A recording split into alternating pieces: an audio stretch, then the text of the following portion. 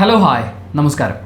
ഇന്ന് നമ്മളൊരു special video ഒരു വ്യക്തിക്ക് വേണ്ടിയിട്ട് ചെയ്യാം എന്ന് പറഞ്ഞിട്ടാണ് ഞങ്ങളുടെ ഡിസ്കഷനൊക്കെ തുടങ്ങിയതെങ്കിലും ആ വ്യക്തിയെക്കുറിച്ച് സംസാരിച്ചപ്പോൾ ആ വ്യക്തിയുടെ ഏറ്റവും വലിയൊരു പോസിറ്റീവ് ഘടകമായിട്ട് നമുക്ക് ഫീൽ ചെയ്ത, അല്ലെങ്കിൽ ആ വ്യക്തിയുടെ ജീവിതത്തിൽ നിന്ന് നമുക്ക് സംസാരിക്കാൻ ഏറ്റവും കൂടുതൽ ഉണ്ടെന്ന് തോന്നിയ ഒരു വിഷയം, ആ വിഷയത്തെക്കുറിച്ച് നമ്മൾ സംസാരിക്കുക. അതായത് വ്യക്തിയിൽ നിന്ന് മാറിയിട്ട് ആ വ്യക്തിയുടെ ഈ ഒരു പെർട്ടിക്കുലർ കാര്യത്തെക്കുറിച്ച് കൂടുതൽ സംസാരിക്കേണ്ടതുണ്ട് എന്നൊരു ഡിസ്കഷനിലേക്ക് എത്തുകയും എന്നാൽ പിന്നെ നമുക്ക് ഒരുമിച്ച് ഇതിനെക്കുറിച്ച് ഒരു ടോക്ക് ആവാം എന്ന് തീരുമാനിക്കുകയായിരുന്നു. വ്യക്തി മറ്റാരുമല്ല, രഞ്ജിനി ഹരിദാസാണ്.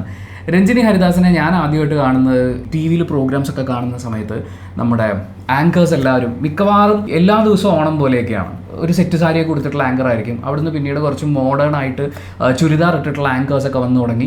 അപ്പോൾ അവരുടെ സംസാര ശൈലി എന്നൊക്കെ പറഞ്ഞാൽ ഭയങ്കര പതിഞ്ഞ ശബ്ദത്തിൽ, നമ്മൾ ഇന്ത്യക്കാർക്ക് പൊതുവെ പെൺകുട്ടികൾ ശബ്ദം ഉയർത്തി സംസാരിക്കുന്ന ഇഷ്ടമല്ലല്ലോ. അപ്പോൾ അതിനെയൊക്കെ സാറ്റിസ്ഫൈ ചെയ്തുകൊണ്ട് വളരെ ശബ്ദം താഴ്ത്തി ഒരു ചെറു പുഞ്ചിരിയൊക്കെ ആയിട്ട് വന്ന് പറയൂ മോനെ എന്നൊക്കെ പറയുന്ന അങ്ങനത്തെ കുഞ്ഞു ടോണിൽ പൊയ്ക്കൊണ്ടിരുന്ന ആ ആങ്കേഴ്സിൻ്റെ ഇടയിലേക്ക്, അല്ലെങ്കിൽ അവതാരകരുടെ ഇടയിലേക്ക് ഒരാൾ ചിരിച്ചുകൊണ്ടൊരു വരവായിരുന്നു. എന്ന് വെച്ചാൽ ഞാൻ ഇങ്ങനെ ലൗഡായി സംസാരിക്കുന്ന ഒരാൾ ആദ്യമായിട്ട് കാണുന്നത് രഞ്ജിനി ഹരിദാസിനെയാണ്. 2 ബ്രാൻഡുകളെയാണ് ഏഷ്യാനെറ്റ് സ്റ്റാർ സിംഗർ എന്ന് പറയുന്ന ഒരു പ്രോഗ്രാം തുടങ്ങിയ സമയത്ത് അവരുടെ കൂടെ കൂട്ടിയത്. അതിലൊരു ബ്രാൻഡ് ഇപ്പോൾ ഇല്ല, മറ്റേ ബ്രാൻഡ് ഇപ്പോൾ വളരെ സ്ട്രോങ് ആയിട്ട് ഇവിടെ ഉണ്ട്. ഐഡിയ സ്റ്റാർ സിംഗർ ആയിരുന്നു, അതിൽ വന്ന അടുത്ത ബ്രാൻഡ് രഞ്ജിനി ഹരിദാസ് ആയിരുന്നു. ഐഡിയ ഇപ്പോൾ പല കമ്പനികളൊക്കെ ആയിട്ട് ലയിച്ച് ആ വഴിക്ക് പോയിക്കൊണ്ടിരിക്കുന്നു. പക്ഷേ രഞ്ജിനി ഹരിദാസ് എന്ന് പറയുന്ന ബ്രാൻഡ് ഇപ്പോഴും ശക്തമായിട്ട് നിൽക്കുന്നു. ആ രഞ്ജിനി ഹരിദാസ് എന്നെ എങ്ങനെ ഇൻഫ്ലുവൻസ് ചെയ്തു എന്ന് ചോദിച്ചു കഴിഞ്ഞാൽ, ഇങ്ങനെയും പെൺകുട്ടികളുണ്ട്, അല്ലെങ്കിൽ നമ്മൾ അതുവരെ കണ്ടിരുന്ന ആ ഒരു രൂപക്കൂടിൽ നിന്നൊക്കെ ആളുകൾ മാറുകയാണല്ലോ. അങ്ങനെ ഒരു ക്യാരക്ടർ മുന്നിൽ വന്നു. ആൻഡ് അവരുടെ പെർഫോമൻസ് നമ്മുടെ ഒരുപാട് കോൺസെപ്റ്റുകളൊക്കെ മാറ്റിമറിക്കുന്ന രീതിയിലായിരുന്നു. പക്ഷേ ഞാൻ ജീവിച്ചിരുന്ന സാഹചര്യവും എൻ്റെ കുടുംബാന്തരീക്ഷവും ആ നാടും അതിൽ നിന്നൊക്കെ എൻറ്റയർലി ഡിഫറെൻ്റ് ആയിട്ടുള്ള ഒരു സ്ഥലത്താണ് ശ്രുതി ആ സമയത്ത് ഉണ്ടായിരുന്നത്. ശ്രുതിയുടെ ഫാമിലി ബാക്ക്ഗ്രൗണ്ടൊക്കെ ഭയങ്കര ഡിഫറെൻ്റ് ആണ്. ഈ രഞ്ജിനി ഹരിദാസ് എന്ന് പറയുന്ന brand how she influenced U ചോദിച്ചാൽ? രഞ്ജിനി ഹരിദാസ് ആ സമയത്ത് ഒരു സംസാര വിഷയം തന്നെ ആയിരുന്നു. കാരണം അതിനു മുൻപും നമ്മൾ ആങ്കേഴ്സിനെ കണ്ടിട്ടുണ്ട്, അതിനു മുൻപും സ്വന്തമായി ഏൺ ചെയ്യുന്ന സ്ത്രീകളെ നമ്മൾ കണ്ടിട്ടുണ്ട്. പക്ഷേ രഞ്ജിനി തന്നെ ഒരു ഇൻ്റർവ്യൂവിൽ പറഞ്ഞത് വെച്ചിട്ട് രഞ്ജിനീനെ മലയാളികൾക്ക് അക്സെപ്റ്റ് ചെയ്യാൻ ഭയങ്കര ബുദ്ധിമുട്ടായിരുന്നു. അതിന് ഒരുപാട് ഫാക്ടേഴ്സ് രഞ്ജിനി തന്നെ ഓർത്തെടുത്ത് പറയുന്നുണ്ട്. ഒന്ന്, തുറന്ന് സംസാരിക്കുന്ന ഒരു സ്ത്രീ, കാലിന്മേൽ കാലൊക്കെ കയറ്റി വെച്ചിരിക്കുന്ന, നമുക്കിപ്പോഴും നമ്മുടെ മലയാളികൾക്ക് ഞാനിപ്പോൾ ഇരിക്കുന്ന പോലെ ഇരിക്കുന്നത് എത്രമാത്രം ആൾക്കാർക്ക് അക്സെപ്റ്റബിൾ ആണ് എന്ന് എനിക്കറിയില്ല. കാലിന്മേൽ കാല് കയറ്റി വെച്ചിരിക്കുന്ന ഒരു സ്ത്രീ, ഇംഗ്ലീഷ് സംസാരിക്കുന്ന ഒരു സ്ത്രീ. അതുപോലെ ഒരു ഭയങ്കര ഇമ്പോർട്ടൻ്റ് ആയിട്ടുള്ളൊരു കാര്യമാണ് അത് പറയുമ്പോൾ എൻ്റെ ജീവിതത്തിലെ ആ കാര്യമായിട്ട് ബന്ധപ്പെട്ട ഫസ്റ്റ് എക്സ്പീരിയൻസ് പറയാം. ഉഷ ഉതുപ്പിൻ്റെ മകള് ഞാൻ ജോലി ചെയ്യുന്ന സ്ഥാപനത്തിലുണ്ടായിരുന്നു. അപ്പോൾ ഞാൻ എന്തോ കാര്യം പറഞ്ഞു, അവർക്ക് ഭയങ്കരമായിട്ട് ഇഷ്ടപ്പെട്ടു. അപ്പോൾ അവർ വന്ന് അപ്രിഷ്യേറ്റ് ചെയ്തത് എന്നെ ഹഗ് ചെയ്തിട്ടാണ്. അപ്പോൾ അതുവരെ എന്താണെന്ന് വെച്ച് കഴിഞ്ഞാൽ ഈ സ്ത്രീകൾ എന്നെ ഹഗ് ചെയ്തിട്ട് എനിക്കങ്ങനെ ഒരു ശീലമില്ല, അങ്ങനെ ചെയ്യൂ. അപ്പോൾ അത് അവരുടെ ഒരു റെസ്പെക്റ്റ്, സ്നേഹം, ഇതൊക്കെ അവർ എക്സ്പ്രസ് ചെയ്യുന്നൊരു രീതിയാണ്. അതിനകത്ത് നമ്മൾ ഈ മലയാളിയുടെ ഒരു കൺസെപ്റ്റിൽ പെൺകുട്ടിയെ ഹഗ് ചെയ്യുക അല്ലെങ്കിൽ പെൺകുട്ടി ഹഗ് ചെയ്യുക എന്തോ വേറെ അർത്ഥമൊക്കെ ഉണ്ട്. പക്ഷെ അങ്ങനെയൊന്നും അല്ലാന്ന് ഞാൻ തിരിച്ചറിയുന്നത് പിന്നെയും വൈകിട്ടാണ്. പക്ഷേ ആ കാഴ്ച നമ്മൾ ടി വിയിൽ കാണുന്നത് രഞ്ജിനി ഹരിദാസ് കണ്ടസ്റ്റൻസിനെയൊക്കെ ഹഗ് ചെയ്യുന്നു, അതൊരു ഭയങ്കര മാറ്റമായിരുന്നു. അല്ലെങ്കിൽ കുറേ ആൾക്കാർ അത് ഞെട്ടിച്ചിട്ടുണ്ടാവണം. ഒരു ഫാക്ടർ പോലും അക്സെപ്റ്റ് ചെയ്യാൻ മടിയുള്ള മലയാളികളുടെ മുൻപിലേക്ക് ഇത്രയും ഡിഫറെൻ്റ് ആയിട്ടുള്ള ഒരു പേഴ്സണാലിറ്റി, കുറേ കാര്യങ്ങൾ വെച്ചിട്ട് രഞ്ജിനി വന്നപ്പോൾ, ഇൻക്ലൂഡിങ് ഞാൻ എൻ്റെ ഓർമ്മയിൽ ഞാൻ ഓർത്തെടുക്കുകയാണ് എന്നുണ്ടെങ്കിൽ, അവർ ബോഡി ഷെയ്മിങ് ഉൾപ്പെടെ അവരുടെ വേഷം, അവരുടെ സംസാരം, അവരുടെ നടപ്പ്, അവരുടെ രീതി, ഇതൊക്കെയും മലയാളികൾക്ക് പ്രശ്നമായിരുന്നു. പക്ഷേ പെൺകുട്ടികളെ സംബന്ധിച്ചിടത്തോളം 2007 ഐഡിയ സ്റ്റാർ സിംഗർ വരുന്നത്. 2007 എന്ന് പറയുമ്പം എനിക്ക് 15 വയസ്സാണ്, ഞാനന്ന് 10th പഠിക്കുകയാണ്. ആ സമയത്ത് നമ്മൾ പെൺകുട്ടികൾക്കിടയിൽ നടക്കുന്ന ഒരു സംസാരം എന്ന് പറയുന്നത് ഇത്രയും അറ്റാക്ക്, അന്ന് സോഷ്യൽ മീഡിയ ഒന്നുമില്ല എങ്കിൽ പോലും ഒരുപാട് അറ്റാക്ക് അവർ നേരിട്ടിട്ടുണ്ട്. നമ്മളൊക്കെ വിചാരിക്കും, അയ്യോ ഇവരെങ്ങനെ പുറത്ത് പോയി കഴിഞ്ഞു കഴിഞ്ഞാൽ ഇവരോട് എങ്ങനെ ആൾക്കാർ, കാരണം നമ്മൾ കേട്ടുകൊണ്ടിരിക്കുന്നത് ഇങ്ങനെ ഇവരെക്കുറിച്ച് എല്ലാവരും ഇത്തരത്തിൽ മോശമായി സംസാരിക്കുന്നതാണ് നമ്മൾ കേട്ടുകൊണ്ടിരിക്കുന്നത്. അപ്പോൾ ഇവർ പുറത്തൊക്കെ പോകുമ്പോൾ ഇവർ ഈ ഹെയ്റ്റിനെയൊക്കെ ഇവരെങ്ങനെ ഡീൽ ചെയ്യും എന്നൊക്കെ നമ്മൾ ആലോചിച്ചിട്ടുണ്ട്. പക്ഷെ അന്നും അവരുടെ കോൺഫിഡൻസ് എന്ന് പറഞ്ഞ് തോന്നിയിട്ടുള്ളൊരു കാര്യം എന്ന് പറയുന്നത് അവർ സ്വന്തമായി ഏൺ ചെയ്യുന്ന ഒരു സ്ത്രീയാണ്. അങ്ങനെ ഒരു സ്ത്രീക്ക് വരുന്നൊരു കോൺഫിഡൻസ് ആണ് അവരിൽ അന്നും കണ്ടിട്ടുള്ളത്. ഒരു സെൽഫ് മെയ്ഡ് വുമൻ എന്നൊക്കെ പറയുമ്പോൾ അതിൻ്റെ എല്ലാ അർത്ഥത്തിലും ടെലിവിഷനിൽ അല്ലെങ്കിൽ ഓൺ സ്ക്രീനിൽ കണ്ട ഒരു രൂപം എന്ന് പറയുന്നത് രഞ്ജിനി ഹരിദാസിൻ്റെ ആയിരുന്നു. എനിക്ക് രഞ്ജിനി ഹരിദാസിൻ്റെ ഒരു പ്രൊഫഷണലിസം എന്ന് പറയുന്നതിൻ്റെ ഒരു ക്ലാസിക് എക്സാമ്പിൾ ഉണ്ട്. അതായത് ഭയങ്കര വൈറലായിട്ടുള്ള ഒരു ക്ലിപ്പ് എന്ന് പറയുന്നത് രഞ്ജിനി ഹരിദാസിനെ സ്റ്റേജിൽ നിർത്തിക്കൊണ്ട് ജഗതി ശ്രീകുമാർ രഞ്ജിനിയെ കുറ്റം പറയുന്നു. ആ വീഡിയോ വന്നപ്പോൾ എല്ലാവരും പറഞ്ഞു അവൾക്കിത് വേണം, അവൾ ആ ചെയ്യുന്നതിന് അവൾ ഇങ്ങനെയാണ് അങ്ങനെയാണ് മറ്റാണ് മറിച്ചാണ് ഒക്കെ വന്നു. പക്ഷേ ഞാൻ ആ വീഡിയോ കാണുന്ന സമയത്ത് ആലോചിച്ചുകൊണ്ടിരുന്നത് സ്റ്റേജിൽ അവരെ നിർത്തിയിട്ടാണ് ജഗതി ശ്രീകുമാർ ഇത് പറഞ്ഞത്. ആ സമയം മുഴുവൻ രഞ്ജിനി ചിരിച്ചുകൊണ്ട് നിൽക്കുകയാണ്. രഞ്ജിനിക്ക് വേണമെങ്കിൽ സാഡ് ആവാമായിരുന്നു, ടെൻഷൻ ആവാമായിരുന്നു, എങ്ങനെ വേണമെങ്കിലും ആവാമായിരുന്നു. ജഗതി ശ്രീകുമാർ അയാൾ ചെയ്യുന്ന ജോലിയിൽ അയാൾ ഭയങ്കര കഴിവുള്ള ആളാണ്, കഴിവ് തെളിയിച്ചിട്ടുള്ള ആളാണ്. പക്ഷേ രഞ്ജിനി ഹരിദാസ് അവർ ചെയ്യുന്ന മേഖലയിൽ അവരുടേതായ കയ്യൊപ്പ് പതിപ്പിച്ചിട്ടുള്ള വളരെ സ്ട്രോങ് ആയ ജോലി ചെയ്യുന്ന ഒരാളാണ്. അപ്പോൾ അവരുടെ ഒരു കോൺഫിഡൻസ് ഉണ്ട്. ആരെന്തൊക്കെ വന്ന് വിമർശിച്ചാലും ഞാൻ ചെയ്യേണ്ട ജോലി ഞാൻ എങ്ങനെ ചെയ്യുന്നുണ്ടെന്ന് എനിക്കറിയാം. പിന്നെ അങ്ങനെ വിമർശിക്കുന്നത് അത്രയും നമ്മൾ റെസ്പെക്റ്റ് ചെയ്യുന്ന ഒരാൾ പുള്ളി പറയുന്നു. അപ്പോൾ അതിനകത്തൊരു രസത്തിൻ്റെ എലമെൻറ്റ് മാത്രം എടുത്താൽ മതി എന്നൊക്കെ വിചാരിച്ചിട്ടായിരിക്കാം ഒരുപക്ഷെ രഞ്ജിനി ചിരിച്ചുകൊണ്ടാണ് അത് ഡീൽ ചെയ്തത്. അതിനുശേഷവും രഞ്ജിനിയുടെ ആ ഒരു എംസിയിങ്ങിൽ എവിടെയും ഒരു ഡിപ്പ് വന്നിട്ടില്ല. ആ ഈവൻറ്റിനെ കുറിച്ചാണ് പറയുന്നത്, പിന്നീടുള്ള കരിയറല്ല. അന്ന് അവരത് ഡീൽ ചെയ്തു. ദാറ്റ്സ് പ്രൊഫഷണലിസം മാൻ. ഞങ്ങളൊക്കെ റേഡിയോയിൽ വർക്ക് ചെയ്യുമ്പോൾ പറയും ഷോ മസ്റ്റ് ഗോ ഓൺ. ചിലപ്പോൾ നിങ്ങൾ റേഡിയോ ഷോയ്ക്ക് കയറുന്നതിന് മുമ്പ് 3 മണിക്കൂർ ഷോ ലൈവ് പോകാനുള്ളതാണ്. അതിന് തൊട്ട് മുമ്പായിരിക്കും നിങ്ങൾക്ക് ഏറ്റവും വേണ്ടപ്പെട്ട ഒരാൾ മരിച്ചു എന്ന് നിങ്ങൾ അറിയുന്നത്. നിങ്ങൾ ആ ഷോ ചെയ്യണം. അങ്ങനെ ഷോ ചെയ്യാൻ നിങ്ങൾക്ക് പറ്റണം. ദാറ്റ്സ് പ്രൊഫഷണലിസം എന്നുള്ളത്. അങ്ങനെ ചെയ്തിട്ടുള്ള RJസിനെ എനിക്കറിയാം. അച്ഛൻ സീരിയസ് ആയി ഹോസ്പിറ്റലൈസ്ഡ് ആയി എന്നറിഞ്ഞിട്ടും ഷോ കംപ്ലീറ്റ് ചെയ്തിട്ട് പോയിട്ടുള്ള RJs ഉണ്ട്. അപ്പം ആ ഒരു സ്പിരിറ്റിൻ്റെ വേറൊരു വേർഷനാണ് അന്ന് നമുക്ക് കാണാൻ പറ്റിയത്. രഞ്ജിനി ഹരിദാസ് ആസ് എ വ്യക്തി നമ്മൾ നോക്കുമ്പോൾ ഈ പറയുന്ന ഒരു പ്രൊഫഷണലിസം കൊണ്ട് മാത്രമല്ല നമ്മൾ അവരെ ഇത്രയും റെസ്പെക്റ്റോടുകൂടി നോക്കി കാണുന്നത്. അവരെ ചെയ്യുന്ന ജോലിയോടുള്ള ആത്മാർത്ഥതയും അർപ്പണബോധവും അതിനെ ക്യാരി ചെയ്യുന്ന അവരുടെ രീതിയും ഒക്കെ ഉണ്ട്. അതിൻ്റെ കൂടെ അവർ ഇത്രയും നാൾ ഇത്രയും സ്ട്രോങ് ആയി ഇത്രയും ജഡ്ജ്മെൻ്റലായിട്ടുള്ള കേരള സമൂഹത്തിൻ്റെ മുമ്പിൽ നെഞ്ചും വിരിച്ച് നിന്നു എന്നുള്ളതാണ്. അവരുടെ നിലപാടുകൾ പറഞ്ഞു. അവർ വിവാഹം കഴിക്കണം, അവരുടെ ജീവിതം എങ്ങനെ വേണം എന്നൊക്കെ അവർ പ്രഖ്യാപിക്കുന്നത് ഇങ്ങനെ ജഡ്ജ് ചെയ്യാൻ കാത്തിരിക്കുന്ന മലയാളികളുടെ മുന്നിലേക്കാണ്. രഞ്ജിനി വളരെ ജെനുവിനായിട്ട് അവരുടെ നിലപാടുകളിൽ ഉറച്ചു നിൽക്കുന്ന ഒരാളാണ്. അങ്ങനെ അവർക്ക് നിൽക്കാൻ സാധിക്കുന്നു എന്നുള്ളത് എന്നെ സംബന്ധിച്ച് നോക്കുമ്പോൾ ഒരു അത്ഭുതകരമായിട്ടുള്ള കാര്യമാണ്. പ്രത്യേകിച്ച് നമ്മുടെ ഈ നാട്ടിൽ ഒരു പെൺകുട്ടി അല്ലെങ്കിൽ ഒരു സ്ത്രീ എന്ന നിലയിൽ അവർക്ക് അങ്ങനെ ജീവിക്കാൻ പറ്റുന്നത് ഇറ്റ്സ് വേറെ ലെവലൊരു പരിപാടിയാണ്. നമ്മൾ രഞ്ജിനി ഹരിദാസിനെ കുറിച്ചിട്ട് ഒരു എപ്പിസോഡ് ചെയ്യണം എന്ന് പറഞ്ഞ ടൈമിൽ ഞാനിങ്ങനെ രഞ്ജിനിയുടെ ഇൻ്റർവ്യൂസും കാര്യങ്ങളും എല്ലാം ഇരുന്ന് കണ്ട ടൈമിൽ ഒരു പോയിന്റിൽ ഹുക്കായിട്ടാണ് ഞാൻ വിചാരിച്ചത് നമുക്ക് ഇതിനെക്കുറിച്ചിട്ടും കൂടെ സംസാരിക്കാമെന്ന് ഞാൻ ഉണ്ണീൻ്റെ അടുത്ത് പറഞ്ഞത് അവിടെ വെച്ചിട്ടാണ്. രഞ്ജിനിയുടെ ജീവിതത്തെക്കുറിച്ച് പറയുന്നത് 7th സ്റ്റാൻഡേർഡിൽ പഠിക്കുമ്പോഴാണ് അച്ഛൻ മരിക്കുന്നത്. അതിനുശേഷം മുത്തശ്ശനും മുത്തശ്ശിയുമാണ്, അമ്മയുണ്ടായിരുന്നു പക്ഷെ മുത്തശ്ശനും മുത്തശ്ശിയുമാണ് അവരുടെ ഒരു ഫിനാൻഷ്യൽ ഹെൽപ്പോട് കൂടിയിട്ടൊക്കെയാണ് രഞ്ജിനി വളർന്നു വന്നത്. ആ സമയത്ത് രഞ്ജിനി കാണുന്ന ഒരു അമ്മ ഫിഗർ എന്ന് പറയുന്നത് വളരെ ഹെൽപ്ലെസ് ആയിട്ടുള്ള ഒരു സ്ത്രീയെയാണ് രഞ്ജിനി കാണുന്നത്. അച്ഛൻ്റെ മരണശേഷം വളരെ ലൈറ്റ് കളറായിട്ടുള്ള സാരിയൊക്കെ ഉടുക്കുന്ന, സ്വന്തമായി ഏൺ ചെയ്യുന്നില്ലാത്ത ഒരമ്മയെ കണ്ടു വളർന്ന രഞ്ജിനിക്ക് താൻ ഒരിക്കലും അമ്മയെപ്പോലെ ആകരുത് എന്നായിരുന്നു ആ സമയത്തുണ്ടായിരുന്ന ഏറ്റവും വലിയൊരു ഡ്രീം എന്ന് പറയുന്നത്. നമ്മളിപ്പോഴും ഒരു പരിധി വരെ നമ്മുടെ മുൻപിൽ കാണുന്ന ജീവിതങ്ങളും കൂടെ കണ്ടിട്ടായിരിക്കില്ലേ എനിക്ക് തോന്നുന്നു. എസ്പെഷ്യലി എൻ്റെയൊക്കെ ജനറേഷനിലുള്ള നമ്മൾ ഈ 90s കിഡ്സ് എന്നൊക്കെ പറയുന്ന പെൺകുട്ടികൾ കൂടുതലും നമ്മൾ വിചാരിക്കുക നമ്മുടെ അമ്മമാരെ പോലെ ആകരുത് എന്നാണ്. അത് നമ്മുടെ അമ്മമാർ മോശമായതുകൊണ്ടല്ല, അവർ വളർന്ന ജീവിത സാഹചര്യങ്ങൾ കൊണ്ട് അവർക്ക് സ്വന്തമായി അധ്വാനിക്കാനോ പണം സമ്പാദിക്കാനോ അത് കൈകാര്യം ചെയ്യാനോ സ്വന്തമായി ഒരു കാര്യം ഒരു ഓഫീസിൽ പോയി ഒരു കാര്യം ചെയ്യാൻ പോലും കേപ്പബിൾ അല്ലായിരുന്നു. അത് ഞാൻ വീണ്ടും പറയുന്നു, അത് അവർ മോശമായതുകൊണ്ടല്ല, അവർ വളർന്നു വന്ന അവർ ട്രെയിൻ ചെയ്യപ്പെട്ട ജീവിത സാഹചര്യം അങ്ങനെയായിരുന്നു. തീർച്ചയായും കുടുംബത്തിലുള്ള പുരുഷന്മാരാൽ നിയന്ത്രിക്കപ്പെട്ട് അവരുടെ ഒപ്പീനിയൻ അല്ലെങ്കിൽ ആജ്ഞാപനം അത് കേട്ട് മാത്രം കാര്യങ്ങൾ ചെയ്തുകൊണ്ടിരിക്കുന്ന ഒരു പറ്റം സ്ത്രീകളെയല്ലേ നമ്മൾ കണ്ടുകൊണ്ടിരുന്നത്. ഇപ്പം നമ്മുടെ അമ്മമാരാണെങ്കിലും റിലേറ്റീവ്സ് ആണെങ്കിലും ഒക്കെ നമ്മൾ അങ്ങനെയാണ് കണ്ട് വളർന്നു വന്നിട്ടുള്ളത്.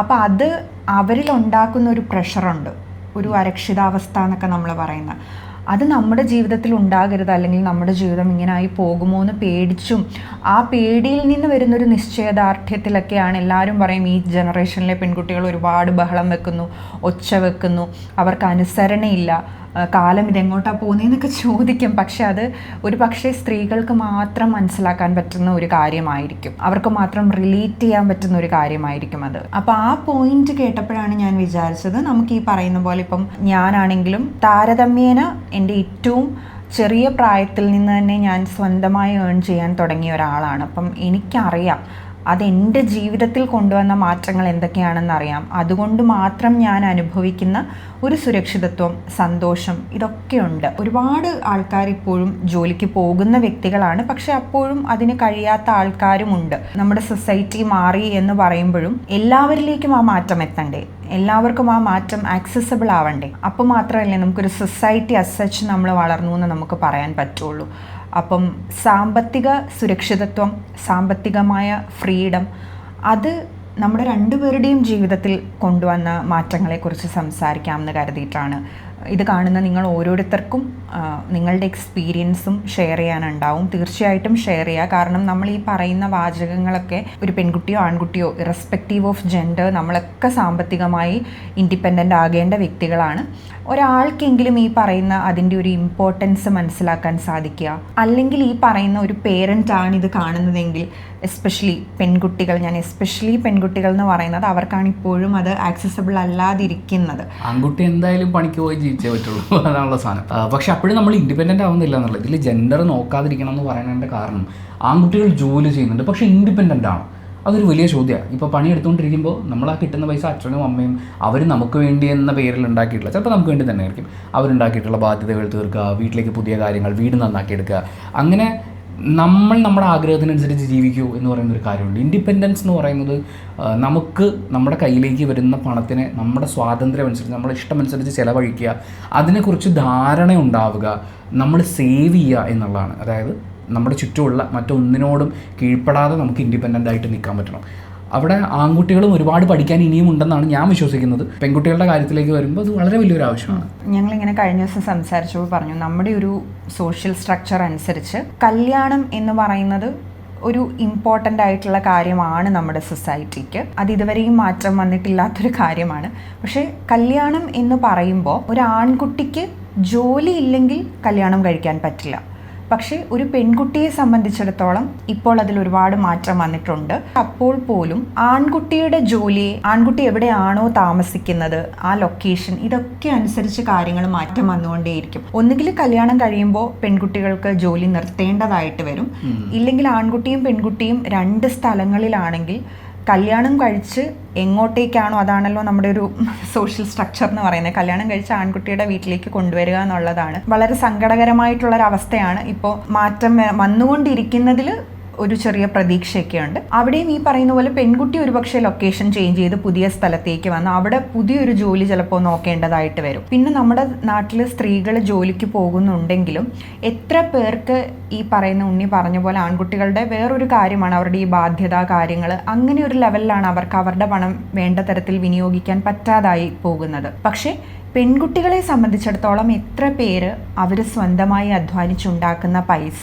അവർക്ക് കൈകാര്യം ചെയ്യാൻ ലഭിക്കുന്നുണ്ട് എന്നുള്ളതും ഒരു പോയിന്റാണ്. ഞാൻ ഒരുപാട് സ്ത്രീകളെ കണ്ടിട്ടുണ്ട്, അവർ സ്വന്തമായി അധ്വാനിച്ച് പൈസ അവർ സമ്പാദിക്കുന്നുണ്ട്, പക്ഷെ അത് അവർക്ക് അവരുടെ പൈസ എന്ന് പറയാൻ ഉള്ള റൈറ്റ് ഇല്ലാത്ത എത്രയോ സ്ത്രീകളെ ഞാൻ കണ്ടിട്ടുണ്ട്. അതൊരു സങ്കടകരമായ അവസ്ഥയാണ്. അതേപോലെ സേവിങ്സ്, നമ്മുടെ നാട്ടിലെ ആൾക്കാർ ലീസ്റ്റ് പ്രിഫറൻസ് കൊടുക്കുന്ന ഒരു കാര്യമാണ് സേവിങ്സ് എന്ന് പറയുന്നത്. അതാ നമുക്കെപ്പോഴും ബാധ്യതകളുടെ ലിസ്റ്റാണ് നീണ്ടു കിടക്കുക. സേവിങ്സ് പിന്നീടാണ്. സേവിങ്സിനെ കുറിച്ച് ചിന്തിക്കുക പോലും ചെയ്യുന്നത് വളരെ പിന്നീടാണ്. ഞാൻ എൻ്റെ 18ാമത്തെ വയസ്സിലാണ് ആദ്യമായിട്ട് ജോലിക്ക് കയറുന്നത്. ജോലിക്ക് കയറുമ്പോൾ എൻ്റെ ആവശ്യം എനിക്ക് ഫിനാൻഷ്യൽ ഫ്രീഡം ഉണ്ടാവണം, അല്ലെങ്കിൽ എനിക്ക് ഇൻഡിപെൻഡൻ്റ് ആവണം, ഇതൊന്നും ആയിരുന്നില്ല. കുറച്ച് പൈസ ഒരാൾക്ക് ജോലി കിട്ടിയില്ല, എൻ്റെ വീട്ടിൽ ഒരാൾക്കും കൂടി ജോലി കിട്ടിക്കഴിഞ്ഞാൽ നമുക്ക് EMIയും ചിലവുകളും കാര്യങ്ങളൊക്കെ നടന്നു പോകുമല്ലോ എന്ന് പറയുന്ന ബേസിക് ആവശ്യത്തിന് വേണ്ടിയിട്ടാണ് പല കുടുംബങ്ങളിലും. നമ്മുടെ കേരളത്തിലൊരു മിഡിൽ ക്ലാസിൻ്റെ ലോവർ ലെവലിൽ നിന്ന് താഴേക്ക് നിൽക്കുന്ന ഏതൊരു കുടുംബത്തിലെയും ഒരു പയ്യൻ ജോലിക്ക് പോകുക എന്ന് പറയുന്നത് അന്നേരമുള്ള കടങ്ങളും പ്രശ്നങ്ങളിൽ നിന്നൊക്കെ ഒന്ന് സേഫായിട്ട് നിൽക്കുക എന്നുള്ളൊരു കാര്യം മാത്രമാണ്. ഞാൻ അങ്ങനെ ജോലിക്ക് പോയി തുടങ്ങുമ്പോൾ എനിക്കാരും ഈ ഫിനാൻഷ്യൽ ഇൻഡിപെൻഡൻസിനെ കുറിച്ചോ പൈസ കയ്യിൽ വെക്കേണ്ട സേവിങ്സിൻ്റെ ആവശ്യകതയെക്കുറിച്ചോ പറഞ്ഞു തന്നിട്ടില്ല. പറഞ്ഞു തരാൻ ശ്രമിച്ചവരുണ്ട്, പക്ഷേ അതെനിക്ക് ഉൾക്കൊള്ളാൻ പറ്റുന്നില്ലായിരുന്നു. കാരണം പണത്തിനെ കുറിച്ചുള്ള എൻ്റെ ആറ്റിറ്റ്യൂഡ് വാസ് ഡിഫറെൻറ്റ്. ഞാൻ ഇതിന് മുമ്പും പറഞ്ഞിട്ടുള്ളതാണ്, ദാരിദ്ര്യം എന്ന് പറയുന്നത് ഇറ്റ്സ് ആൻ ആറ്റിറ്റ്യൂഡ്. പണത്തിനോടുള്ള നിങ്ങളുടെ ആറ്റിറ്റ്യൂഡാണ് നിങ്ങളെ ദരിദ്രനാക്കുക. നിങ്ങളുടെ കയ്യിൽ 1 കോടി രൂപ ഉണ്ടെങ്കിലും പണത്തിനെക്കുറിച്ചുള്ള നിങ്ങളുടെ ആറ്റിറ്റ്യൂഡ് ശരിയല്ലെങ്കിൽ, ഇത് എന്തിനുള്ളതാണെന്നുള്ള ധാരണ നിങ്ങൾക്കില്ലെങ്കിൽ വളരെ പെട്ടെന്ന് തന്നെ നിങ്ങൾ പിച്ചക്കാരനാവും. 1 കോടി രൂപ കയ്യിൽ ഇരുന്നിട്ട് വലിയ കാര്യമൊന്നുമില്ല. അപ്പോൾ ഈ ആറ്റിറ്റ്യൂഡ് മാറാത്തതുകൊണ്ട് തന്നെ എൻ്റെ കയ്യിൽ വന്ന പണം ഒന്നും എൻ്റെ കയ്യിലില്ല. ഞാനൊരു 32-33 വയസ്സൊക്കെ ആയിട്ട് തിരിഞ്ഞു നോക്കുമ്പോൾ ഞാൻ അധ്വാനിച്ചുണ്ടാക്കിയ എൻ്റെ തുക എന്ന് വെച്ചാൽ ജോലി കിട്ടിയിട്ടുള്ള സാലറി, അതുപോലെ തന്നെ യൂട്യൂബിൽ നിന്ന് വന്ന ഇൻകം, ഇതെല്ലാം കൂടി കൂട്ടി വന്നപ്പോൾ ഞാൻ ഞെട്ടിപ്പോയി. അത്രയും പൈസ ഒരുമിച്ച് FD ഇട്ട് കഴിഞ്ഞാൽ എനിക്ക് വെറുതെ ജീവിച്ച് എല്ലാ മാസവും ഒരു വേൾഡ് ട്രിപ്പൊക്കെ പോയിട്ട് തിരിച്ചു വരാവുന്ന അത്രയും പൈസ എൻ്റെ കയ്യിൽ വന്നു പോയിട്ടുണ്ട്. പക്ഷേ എൻ്റെ കയ്യിൽ ഒന്നുമില്ല. ഞാൻ ഫിനാൻഷ്യലി ഇൻഡിപെൻഡൻ്റ് ആണോ എന്ന് ചോദിച്ചാൽ ഈ മാസം പണിയെടുത്ത് എനിക്ക് ഈ മാസം ജീവിക്കാം. അടുത്ത മാസം എനിക്ക് ജോലി ചെയ്യാൻ പറ്റിയില്ലെങ്കിൽ അടുത്ത മാസം അവസാനം ഞാൻ പട്ടിണി കിടക്കേണ്ടി വരും. അവിടെയാണ് ഈ ഇൻഡിപെൻഡൻസ് അല്ലെങ്കിൽ സേവ് ചെയ്യേണ്ടതിൻ്റെ ഒരു ആവശ്യകത എന്ന് പറയുന്നത്. ഇപ്പോൾ എനിക്ക് പെട്ടെന്ന് ജോലി ഇല്ലാണ്ടായി അല്ലെങ്കിൽ എൻ്റെ വരുമാനം നിന്നു, അടുത്തൊരു 3-4 മാസത്തേക്കെങ്കിലും, മിനിമം ഒരു 6 മാസത്തേക്കാണ് പൊതുവേ നമ്മൾ പറയുക, ഒരു എമർജൻസി ഫണ്ട് എൻ്റെ കയ്യിലുണ്ടോ, എനിക്കൊരു ആശുപത്രി കേസ് വന്നാൽ എനിക്ക് സർവൈവ് ചെയ്യാൻ പറ്റുമോ, എനിക്ക് പെട്ടെന്ന് എന്തെങ്കിലും വന്ന് ഞാൻ കിടപ്പിലായി പോവുക, അങ്ങനെ സംഭവിക്കാതിരിക്കട്ടെ, അങ്ങനെ എന്തെങ്കിലുമൊക്കെ സംഭവിച്ചു കഴിഞ്ഞാലും എന്നെ ഡിപ്പെൻഡ് ചെയ്ത് നിൽക്കുന്ന ആളുകൾ സേഫ് ആയിട്ട് ഇരിക്കുമോ, ഞാനൊരു റിട്ടയർമെൻറ്റ് ഏജൊക്കെ എൻ്റെ മുന്നിൽ കാണുന്നുണ്ട്, ആ സമയത്ത് എൻ്റെ കയ്യിൽ വല്ലതും മിച്ചം ഉണ്ടാവുമോ, ഇൻവെസ്റ്റ്മെൻറ്റ് പോലെ എനിക്ക് ജോലി ചെയ്യാതെയും ജീവിക്കാൻ പറ്റുന്ന രീതിയിൽ അറ്റ്ലീസ്റ്റ് അന്നത്തെ ചിലവ് കഴിഞ്ഞ് പോകാനുള്ള പൈസയെങ്കിലും എൻ്റെ കയ്യിൽ റിട്ടേൺസ് വരുന്നത് പോലത്തെ എന്തെങ്കിലും ഒരു സ്കീം എൻ്റെ കയ്യിലുണ്ടോ? ഈ ചോദ്യങ്ങൾക്കെല്ലാം എൻ്റെ ഉത്തരം എൻ്റെ ഒരു 32-33 വയസ്സ് വരെ സീറോ ആയിരുന്നു. കാശ് കിട്ടുന്നു, ചിലവാക്കുന്നു. കാശ് എന്തിനുള്ളതാണ്? ചിലവാക്കാനുള്ള. സാധനങ്ങൾ വാങ്ങാം, ചിലവുകൾ കഴിച്ചു കഴിഞ്ഞു. അങ്ങനെ മുന്നോട്ട് പോയിക്കൊണ്ടിരിക്കുന്ന സമയത്ത് ഫിനാൻഷ്യൽ ഇൻഡിപെൻഡൻസിനെ കുറിച്ച് ഞാൻ ചിന്തിച്ചിട്ടില്ല. പക്ഷേ ഞാൻ കണ്ടിട്ടുണ്ട് കൃത്യമായി പ്ലാൻ ചെയ്ത് കാര്യങ്ങൾ ചെയ്യുന്ന, കിട്ടിയ പൈസ എന്ത് ചെയ്യണമെന്ന് കൃത്യമായ പ്ലാനുള്ള ആൺകുട്ടികളെയും പെൺകുട്ടികളെയും കണ്ടിട്ടുണ്ട്. പിന്നെ എനിക്ക് തോന്നുന്നത് പെൺകുട്ടികൾക്കാണ് കുറച്ചും കൂടി സേവിങ്സ് ഉള്ള കാര്യം. മാസാവസാനം ആകുമ്പോൾ നമുക്ക് എന്തെങ്കിലും പൈസയ്ക്ക് ആവശ്യം വന്നു കഴിഞ്ഞാൽ ഓഫീസിലുള്ള പെൺകുട്ടികളോടാണ് നമുക്ക് കടം ചോദിച്ചാൽ കിട്ടുക. ആൺപിള്ളേർ നമ്മൾ തമ്മിൽ കാശൊക്കെ തീർന്നിരിക്കാനുള്ള എൻ്റെ കയ്യിൽ ഒന്നുമില്ലടാ, ഫസ്റ്റ് ഡയലോഗ് അതായിരിക്കും. അല്ലെങ്കിൽ അങ്ങോട്ട് കടം ചോദിക്കാൻ ചെല്ലുന്നതിന് മുമ്പ് അവൻ ഇങ്ങോട്ട് കടം ചോദിക്കും. അതേസമയം പെൺകുട്ടികളോട് ചോദിക്കുമ്പോൾ അവരുടെ കയ്യിൽ എന്തെങ്കിലും നീക്കിയിരിപ്പുണ്ടാവും എന്ന് ഞാൻ ശ്രദ്ധിച്ചിട്ടുണ്ട്. ഞാൻ എൻ്റെ ചുറ്റുമുള്ള ആൾക്കാരിൽ നോക്കുമ്പോൾ ഒരു വലിയ വിഭാഗം ആൾക്കാരുടെ കയ്യിൽ ഒന്നുമില്ല. കൃത്യമായ സിസ്റ്റമാറ്റിക് പ്ലാനിൽ നമ്മൾ മുന്നോട്ട് പോവുകയാണെന്നുണ്ടെങ്കിൽ നിങ്ങൾ നിങ്ങളുടെ ഒരു 18-ാമത്തെയോ 20-ാമത്തെയോ വയസ്സിൽ ജോലിക്ക് കയറി കഴിഞ്ഞാൽ ഒരു 30-35 വയസ്സാകുമ്പോഴേക്കും നിങ്ങളുടെ കയ്യിൽ നല്ലൊരു തുകയുണ്ടാവും. പക്ഷേ ആ സിസ്റ്റമാറ്റിക് പ്ലാൻ വേണമെന്നുണ്ടെങ്കിൽ ഈ വിഷൻ വേണം. ഞാൻ ഫിനാൻഷ്യലി ഇൻഡിപെൻഡൻ്റ് ആവണം. എത്രാമത്തെ വയസ്സിലാണ് ഞാൻ റിട്ടയർ ആവാൻ പോകുന്നത്? എന്തൊക്കെയാണ്? ഇപ്പം കുറേ ആൾക്കാർ പറയും നമ്മൾ ജീവിതം എന്ന് പറഞ്ഞാൽ ആസ്വദിക്കാനുള്ളതാണെന്ന് പറയും. ജീവിതം ആസ്വദിക്കാൻ പറ്റും. ഈ പറയുന്ന പ്ലാൻ എല്ലാം ചെയ്തു വെച്ചിട്ട് ജീവിതം ആസ്വദിക്കാൻ പറ്റും. ഞാൻ ഇതൊന്നും ചെയ്യാതായിരുന്ന ആളാണ്, പക്ഷേ ഞാൻ എൻ്റെ ജീവിതം ആസ്വദിച്ചിട്ടില്ല. ജീവിതം എങ്ങനെ ആസ്വദിക്കണോ അങ്ങനെ ഞാൻ ജീവിതം ആസ്വദിച്ചിട്ടില്ല. പക്ഷേ എൻ്റെ കയ്യിൽ സേവിങ്സും ഇല്ല. അതാണ് ഇവിടെ സംഭവിക്കുന്നത്. ജീവിതം ആസ്വദിക്കാനല്ലേ എന്ന് പറഞ്ഞിട്ട് സേവിങ്സിനുള്ള പൈസ നമ്മൾ എന്ത് ചെയ്യുമെന്ന് വെച്ചാൽ അന്നേരം കാണുന്ന എന്തെങ്കിലും ഒരു എക്സൈറ്റ്മെൻറ്റിന് വേണ്ടി ചിലവഴിക്കും. നമ്മുടെ ഏതെങ്കിലും കടം തീർക്കാൻ വേണ്ടി. കടങ്ങൾ തീർക്കുന്നതിന് ഒരു സിസ്റ്റമാറ്റിക് പ്ലാൻ വേണം. ആ പ്ലാൻ ഒന്നുമില്ലാതെ കൈ കിട്ടുന്ന കാശ് ചിലവഴിക്കുക എന്നുള്ളതാണ് നമ്മുടെ നാട്ടിലെ ബഹുഭൂരിപക്ഷം ആൺകുട്ടികളും ചെയ്യുന്നതെന്ന് എനിക്ക് തോന്നിയിട്ടുണ്ട്. അതിനൊരു മാറ്റം വരണം. എൻ്റെ ലൈഫിലുടനീളം ഞാൻ പഠിച്ചിട്ടുള്ളൊരു കാര്യം എന്ന് പറയുന്നത് ഫിനാൻഷ്യൽ അച്ചടക്കം എന്ന് പറയുന്നത്. ഇപ്പോൾ യൂട്യൂബിലൊക്കെ ഒരുപാട് കാര്യങ്ങൾ കിട്ടുന്നുണ്ട്. ഈ വീഡിയോ കാണുന്ന നിങ്ങൾ അധ്വാനിച്ച് പണം കണ്ടെത്തി തുടങ്ങിയിട്ടുള്ള ഒരാളാണെങ്കിൽ, ആൺകുട്ടിയായാലും പെൺകുട്ടിയായാലും ട്രാൻസ്ജെൻഡർ ആയാലും ആരായാലും, നിങ്ങൾ സിസ്റ്റമാറ്റിക്കായി ആ പണം 1000 രൂപയെങ്കിൽ 1000 രൂപ അതിനെ സിസ്റ്റമാറ്റിക്കായി ചിലവഴിക്കാനും കയ്യിൽ ഹോൾഡ് ചെയ്യേണ്ടതിനെ ഹോൾഡ് ചെയ്യാനും പഠിക്കണം. പണ്ട് ഞങ്ങൾ വീട് വിറ്റപ്പോൾ കുറേ കടങ്ങളൊക്കെ തീർക്കാൻ വേണ്ടി, അതായത് വീട് വിറ്റ് കിട്ടുന്ന പൈസയിൽ നിന്ന് കടം തീർക്കാനേ ഉള്ളൂ, നമ്മുടെ കയ്യിൽ ഒന്നും ഉണ്ടാവില്ല, പിന്നെയും കടമാണ് വിറ്റ് നിൽക്കുന്നത്. അപ്പോൾ ആ വീട് വാങ്ങിയ ആൾ എന്നെ ഒറ്റയ്ക്ക് വിളിപ്പിച്ചിട്ട് എന്നെ കസേരയിട്ട് ഇരുത്തി, എന്നിട്ട് ചോദിച്ചു എന്താണ് പ്ലാൻ, എന്തൊക്കെയാണ് ജീവിതത്തിലെ പരിപാടികൾ, കല്യാണമൊക്കെ കഴിക്കണ്ടേ, പിള്ളേർ വേണ്ടേ, ഇങ്ങനെ കുറേ കാര്യങ്ങൾ പറഞ്ഞ കൂട്ടത്തിൽ പുള്ളി പറഞ്ഞത് ഉണ്ണി നോ പറയാൻ പഠിക്കണം എന്നുള്ളതാണ്. അപ്പം എൻ്റെ കൂടെ ആദ്യം ഉണ്ടായിരുന്ന ആളുകളെ മുഴുവൻ പുറത്തിറക്കി നിർത്തിയിട്ട് എന്നോട് ഒറ്റയ്ക്ക് സംസാരിക്കുക, നോ പറയാൻ പഠിക്കണം. നമ്മുടെ അടുത്ത് പല ആളുകളും പല ആവശ്യങ്ങളുമായിട്ട് വരും. പലർക്കും എപ്പോഴും ആവശ്യങ്ങൾ വന്നുകൊണ്ടേയിരിക്കും. പക്ഷേ ആവശ്യങ്ങളുമായി നമ്മുടെ അടുത്ത് വരുന്ന ആളുകളോട് regardless of their relationship with us നമ്മൾ നോ പറയാം. നമ്മുടെ കയ്യിൽ ചിലപ്പോൾ 500 രൂപ ഉണ്ടാവും. നമ്മുടെ കയ്യിൽ 500 രൂപ ഉള്ളപ്പോൾ 500 രൂപ ആവശ്യമുള്ള ഒരാൾ നമ്മളോട് വന്ന് ചോദിക്കും. പക്ഷേ ആ 500 രൂപ അത് നമ്മുടെ ഫ്യൂച്ചറിന് വേണ്ടിയുള്ളതാണെന്ന് കരുതുകയും ആ 500 രൂപ കണ്ടെത്താൻ നിങ്ങൾ മറ്റൊരു മാർഗ്ഗം കണ്ടെത്തും എന്ന് അവരോട് പറയാനും നമുക്ക് പറ്റണം. അങ്ങനെ നമ്മൾ ഹോൾഡ് ചെയ്യാത്തടത്തോളം നമ്മുടെ കയ്യിൽ കാശുണ്ടാവില്ല. നമ്മൾ പക്ഷേ ഈ വാത്സല്യം വലിയേട്ടനാകാൻ വേണ്ടിയിട്ടാണ് എല്ലാവരും പഠിപ്പിക്കുന്നത്. ഞാൻ മാത്രമല്ല കേട്ടോ, എല്ലാവരും, ഈവൻ എൻ്റെ കുടുംബത്തിലുള്ള ബാക്കിയുള്ളവരും അങ്ങനെ തന്നെയായിരുന്നു. അവരുടെ കയ്യിൽ ഒരു 100 രൂപ ഇരിപ്പുണ്ടെങ്കിൽ എനിക്ക് ആ 100 രൂപ തരുമെന്ന് ചോദിച്ചാൽ അവർ 100 രൂപ കടം വാങ്ങിച്ചിട്ട് എനിക്ക് തരും. പക്ഷെ അങ്ങനെ നിന്നിട്ട് കാര്യമില്ല. നമ്മൾ നോ പറയാൻ പഠിക്കണം. ഫിനാൻഷ്യൽ പ്ലാനിങ്ങിൻ്റെ അല്ലെങ്കിൽ ഫിനാൻഷ്യൽ ഇൻഡിപെൻഡൻസിൻ്റെ ആദ്യ പാഠം എന്ന് പറയുന്നത് ഹോൾഡ് ചെയ്യാൻ പഠിക്കുക എന്നുള്ളതാണ്. എനിക്ക് രഞ്ജിനി ഹരിദാസിനെയൊക്കെ കാണുന്ന സമയത്ത് ഞാൻ ആലോചിക്കുന്നത് അവരെത്ര പേരോട് കൃത്യമായി പറയേണ്ടടുത്ത് നോ പറഞ്ഞുകൊണ്ട്, സേവ് ചെയ്യേണ്ടതിനെ സേവ് ചെയ്യാനുള്ളതാണെന്ന് തിരിച്ചറിഞ്ഞുകൊണ്ട്. കാര്യം അവരിങ്ങനെ എന്താ പറയുക, ചിത്രശലഭം പാറി കിടക്കുന്നതല്ല. നമ്മൾ പുറമേ നിന്ന് നോക്കുമ്പോഴേ പ്രൊഫഷണലി അവർ ഒരുപാട് ഈവൻസും കാര്യങ്ങളുമായിട്ട് ഒരുപാട് ചാനലുകൾ, അങ്ങനെ ഒരു സെലിബ്രിറ്റി സ്റ്റേറ്റസിൽ മുന്നോട്ട് പോകുന്ന ഒരാളാണ്. അവർക്ക് അവരുടെ കയ്യിലുള്ള പൈസ മുഴുവൻ പൊളിച്ചടുക്കി ചിലവാക്കാൻ നിമിഷങ്ങൾ മതി. ഇപ്പോൾ ദുബായിൽ ഏതെങ്കിലും ഒരു എലീറ്റ് മോളിൽ പോയി കഴിഞ്ഞാൽ പുട്ടുപോലെ അവരുടെ കയ്യിൽ കാശ് മുഴുവനും. ഇപ്പോൾ അവരുടെ കയ്യിൽ എന്ത് സമ്പാദിക്കണം മുഴുവൻ ചിലപ്പോൾ തീർക്കാൻ പറ്റുമായിരിക്കും. പക്ഷേ അവരത് സേവ് ചെയ്തു. അവർ ആ ലൈഫ് സ്റ്റൈൽ അങ്ങനെ കൊണ്ടുപോയി എന്ന് പറയുന്നത്, എന്നാൽ ഇഷ്ടമുള്ളതുപോലെ കാര്യങ്ങൾ ചെയ്തുകൊണ്ട് മുന്നോട്ട് പോകാമെന്ന് പറയുന്ന ആ സിസ്റ്റമാറ്റിക് പ്ലാനിങ് ഉണ്ടല്ലോ, അവിടെയാണ് രഞ്ജിനി ഹരിദാസിൻ്റെ ഫിനാൻഷ്യൽ ഇൻഡിപെൻഡൻസിനെ നമ്മൾ റെസ്പെക്റ്റ് ചെയ്യുന്നത്. ഞാനിപ്പോൾ ബാലപാഠങ്ങളൊക്കെ പഠിച്ചു തുടങ്ങുകയാണ്. ആക്ച്വലി പറയുകയാണെങ്കിൽ ശ്രുതിയുടെ അടുത്ത് നിന്ന് ഞാൻ കുറേ പാഠങ്ങൾ പഠിക്കുന്നു. കാരണം ഈ പൈസ കൺട്രോൾ ചെയ്യുന്നത് എപ്പോൾ എങ്ങനെ ചിലവഴിക്കണം എന്നൊക്കെ പറയുന്ന പോലെ ഭയങ്കര പ്ലാനിങ് ഉള്ള ഒരാളായിട്ടാണ്. എനിക്ക് തോന്നുന്നു ഡിഗ്രി കഴിഞ്ഞ ഉടനെ, കോഴ്സും കഴിഞ്ഞ ഉടനെ ജോലിക്ക് കയറി. അതിനു മുന്നേ ജോലി കയറി. അതിനു മുമ്പ് കച്ചേരികളും പരിപാടികളും ഒക്കെ ഉണ്ടായിരുന്നു. അങ്ങനെ നല്ല സമ്പാദ്യം നേടിത്തുടങ്ങിയിട്ടുള്ള ഒരാളാണ് ശ്രുതി എന്ന് പറയുന്നത്. എന്നെ സംബന്ധിച്ച് ചെറിയ പാർട്ട് ടൈം ജോലികളും പരിപാടികളും ഉണ്ടെങ്കിലും പണമായിട്ട് എൻ്റെ കയ്യിലിരിക്കില്ല. പക്ഷേ ശ്രുതിയെ സംബന്ധിച്ച് ഈ പണത്തിനെ, എനിക്ക് ശ്രുതിയോടൊക്കെ സംസാരിക്കുമ്പോൾ ആറ്റിറ്റ്യൂഡിൽ ഫീൽ ചെയ്തിട്ടുള്ളത്, എൻ്റെ പണം എന്ന് പറയുന്നൊരു സാധനമുണ്ട്. ഞാൻ ഏൺ ചെയ്ത പണം, എനിക്ക് അങ്ങനെ ഒരു ആറ്റിറ്റ്യൂഡ് പണത്തിനോട് ഇല്ലായിരുന്നു. അത് എൻ്റെ അല്ല, എങ്ങനെയോ എൻ്റെ കയ്യിൽ വന്നു, എനിക്ക് കുറച്ച് ആവശ്യങ്ങളുണ്ട്, ഞാനിങ്ങനെ ചിലവാക്കുന്നു എന്ന് പറയുന്ന പോലെ ആ ആറ്റിറ്റ്യൂഡിനെ കുറിച്ച്, ആ പൈസയുമായിട്ടുള്ള റിലേഷൻഷിപ്പ്, ഫിനാൻഷ്യൽ ഇൻഡിപെൻഡൻസ്, അതിൻ്റെ ഒരു അപ്ബ്രിങ്ങിങ് പരിപാടിയെക്കുറിച്ചൊന്ന് പറഞ്ഞേ. ഞാൻ ഉണ്ണി പറഞ്ഞതുപോലെ എൻ്റെ 5ാം ക്ലാസ് തൊട്ട് ഞാൻ ഏൺ ചെയ്യാൻ തുടങ്ങിയതാണ്. വലിയ എമൗണ്ട് ഒന്നും അല്ല കേട്ടോ. 5ാം ക്ലാസ്സിലൊക്കെ പഠിക്കുമ്പോൾ ഞാൻ മ്യൂസിക് പഠിച്ചിട്ടുണ്ടായിരുന്നു. അപ്പോൾ അതിൻ്റെ ഭാഗമായിട്ട് കുറച്ച് പ്രോഗ്രാംസ് ഒക്കെ ചെയ്യുമായിരുന്നു. അതും ഓൾമോസ്റ്റ് കണ്ടിന്യൂസ് ആയിട്ട് എനിക്ക് പ്രോഗ്രാംസ് ഉണ്ടായിരുന്നു. അപ്പോൾ കിട്ടുന്ന കുഞ്ഞു കുഞ്ഞു പൈസകളൊക്കെ, അന്ന് നമ്മൾ കുഞ്ഞതല്ലേ, എനിക്ക് കിട്ടിക്കൊണ്ടിരുന്ന പൈസയെല്ലാം ഞാൻ നേരെ കൊണ്ടുവന്ന് അച്ഛൻ്റെ അമ്മയുടെയും കയ്യിൽ കൊടുക്കുമായിരുന്നു ചെയ്തിട്ടുന്നത്. പക്ഷേ എനിക്കറിയാം എൻ്റെ കയ്യിൽ പൈസ കിട്ടുന്നുണ്ട് എന്നുള്ളത്. ഞാൻ അച്ഛൻ്റെ അമ്മയുടെയും കയ്യിലാണ് ആ പൈസ കൊണ്ട് കൊടുക്കുന്നതെങ്കിലും അവരാരെങ്കിലും ഒക്കെ എനിക്കിങ്ങനെ ഇടയ്ക്ക് കാണിച്ചു തരും, ഇത് കൊച്ചുണ്ടാക്കിയ പൈസയാട്ടോ, കൊച്ചു കഷ്ടപ്പെട്ട് ഇതുപോലെ പ്രോഗ്രാമിനൊക്കെ പോയി ഉണ്ടാക്കി എടുത്ത പൈസയാണ് എന്നുള്ളത് എന്നെ ഇങ്ങനെ കാണിച്ചു തരും. അപ്പോൾ എനിക്ക് ഇത് കോൺസ്റ്റൻ്റ് ആയിട്ട് എൻ്റെ ഉള്ളിൽ ഇങ്ങനെ വന്നുകൊണ്ടിരിക്കുകയാണ്. ഞാനിങ്ങനെ ഇടയ്ക്കിടയ്ക്ക് കാണും. പിന്നെ ഞാൻ ഇടയ്ക്ക് ചാച്ചീൻ്റെ അടുത്ത് പറയും, എനിക്ക് ചാച്ചിന്ന് ഞാൻ വിളിക്കുന്നത് എൻ്റെ അച്ഛനെ കേട്ടോ. അപ്പോൾ ഞാനിങ്ങനെ ഇടയ്ക്കിടയ്ക്ക് പറയും, എനിക്ക് കാണിച്ചു തരും. അപ്പം നമ്മൾ കഷ്ടപ്പെട്ടുണ്ടാക്കിയ പൈസ അതിനകത്തിരിക്കുന്നത് കാണുമ്പോൾ നമുക്ക് കിട്ടുന്ന ഒരു സന്തോഷമില്ലേ, അങ്ങനെ. അപ്പം ഞാൻ ആ കുഞ്ഞിലേ തൊട്ടേ ഞാൻ അധ്വാനിച്ച് എനിക്ക് പൈസ ഉണ്ടാക്കാൻ പറ്റും എന്ന് പറയുന്ന ഒരു ചിന്ത എൻ്റെ ഉള്ളിലുണ്ടായിരുന്നു. ഉണ്ണീനെയൊക്കെ സംബന്ധിച്ചിടത്തോളം ഉള്ളൊരു കാര്യം, അത് ആൺകുട്ടികൾ ഇൻ ജനറൽ അവർക്ക് ഒരു കാര്യം എന്താണെന്ന് പറഞ്ഞു കഴിഞ്ഞാൽ, അവരെ സംബന്ധിച്ചിടത്തോളം പഠിത്തം, ജോലി എന്ന് പറയുന്നത് ഒരു കണ്ടിന്യൂസ് പ്രോസസ്സായിട്ട് പോകും. പക്ഷേ നമ്മൾ പെൺകുട്ടികളെ സംബന്ധിച്ചിടത്തോളം സ്പെഷ്യലി ആ സമയത്ത് ഞങ്ങൾക്ക് ഇതിനിടയ്ക്ക് ഇത് ബ്രേക്ക് ആവാനുള്ളൊരു ചാൻസ് ഉണ്ട്. അതിനെ ഓവർകം ചെയ്യണം. അതായത് പഠനം, അത് കഴിഞ്ഞിട്ട് കല്യാണമാണ്. നമുക്ക് ഈ കല്യാണം എന്ന് പറയുന്ന ഒരു ബ്രിഡ്ജിനെ ഒന്നിൽ അവിടുന്ന് മാറ്റി ഇതിനെ ഇങ്ങനെ അടുപ്പിക്കണം. പഠനം, ജോലി എന്ന് പറയുന്നത്, അല്ലെങ്കിൽ ഈ പറയുന്ന പോലെ ഈ ബ്രിഡ്ജ് കടന്ന് നമ്മൾ അവിടെ എത്തുമ്പോൾ നമുക്ക് ജോലി എന്ന് പറഞ്ഞപ്പോൾ ഈ കല്യാണം എന്ന് പറയുന്ന ഒരു സിസ്റ്റം അവിടെ ഉള്ളത് കൊണ്ട് ഞങ്ങൾ പെൺകുട്ടികളെ സംബന്ധിച്ചിടത്തോളം ഇത് കൺവിൻസ് ചെയ്തെടുപ്പിക്കണം. പക്ഷേ ഞാൻ എല്ലാ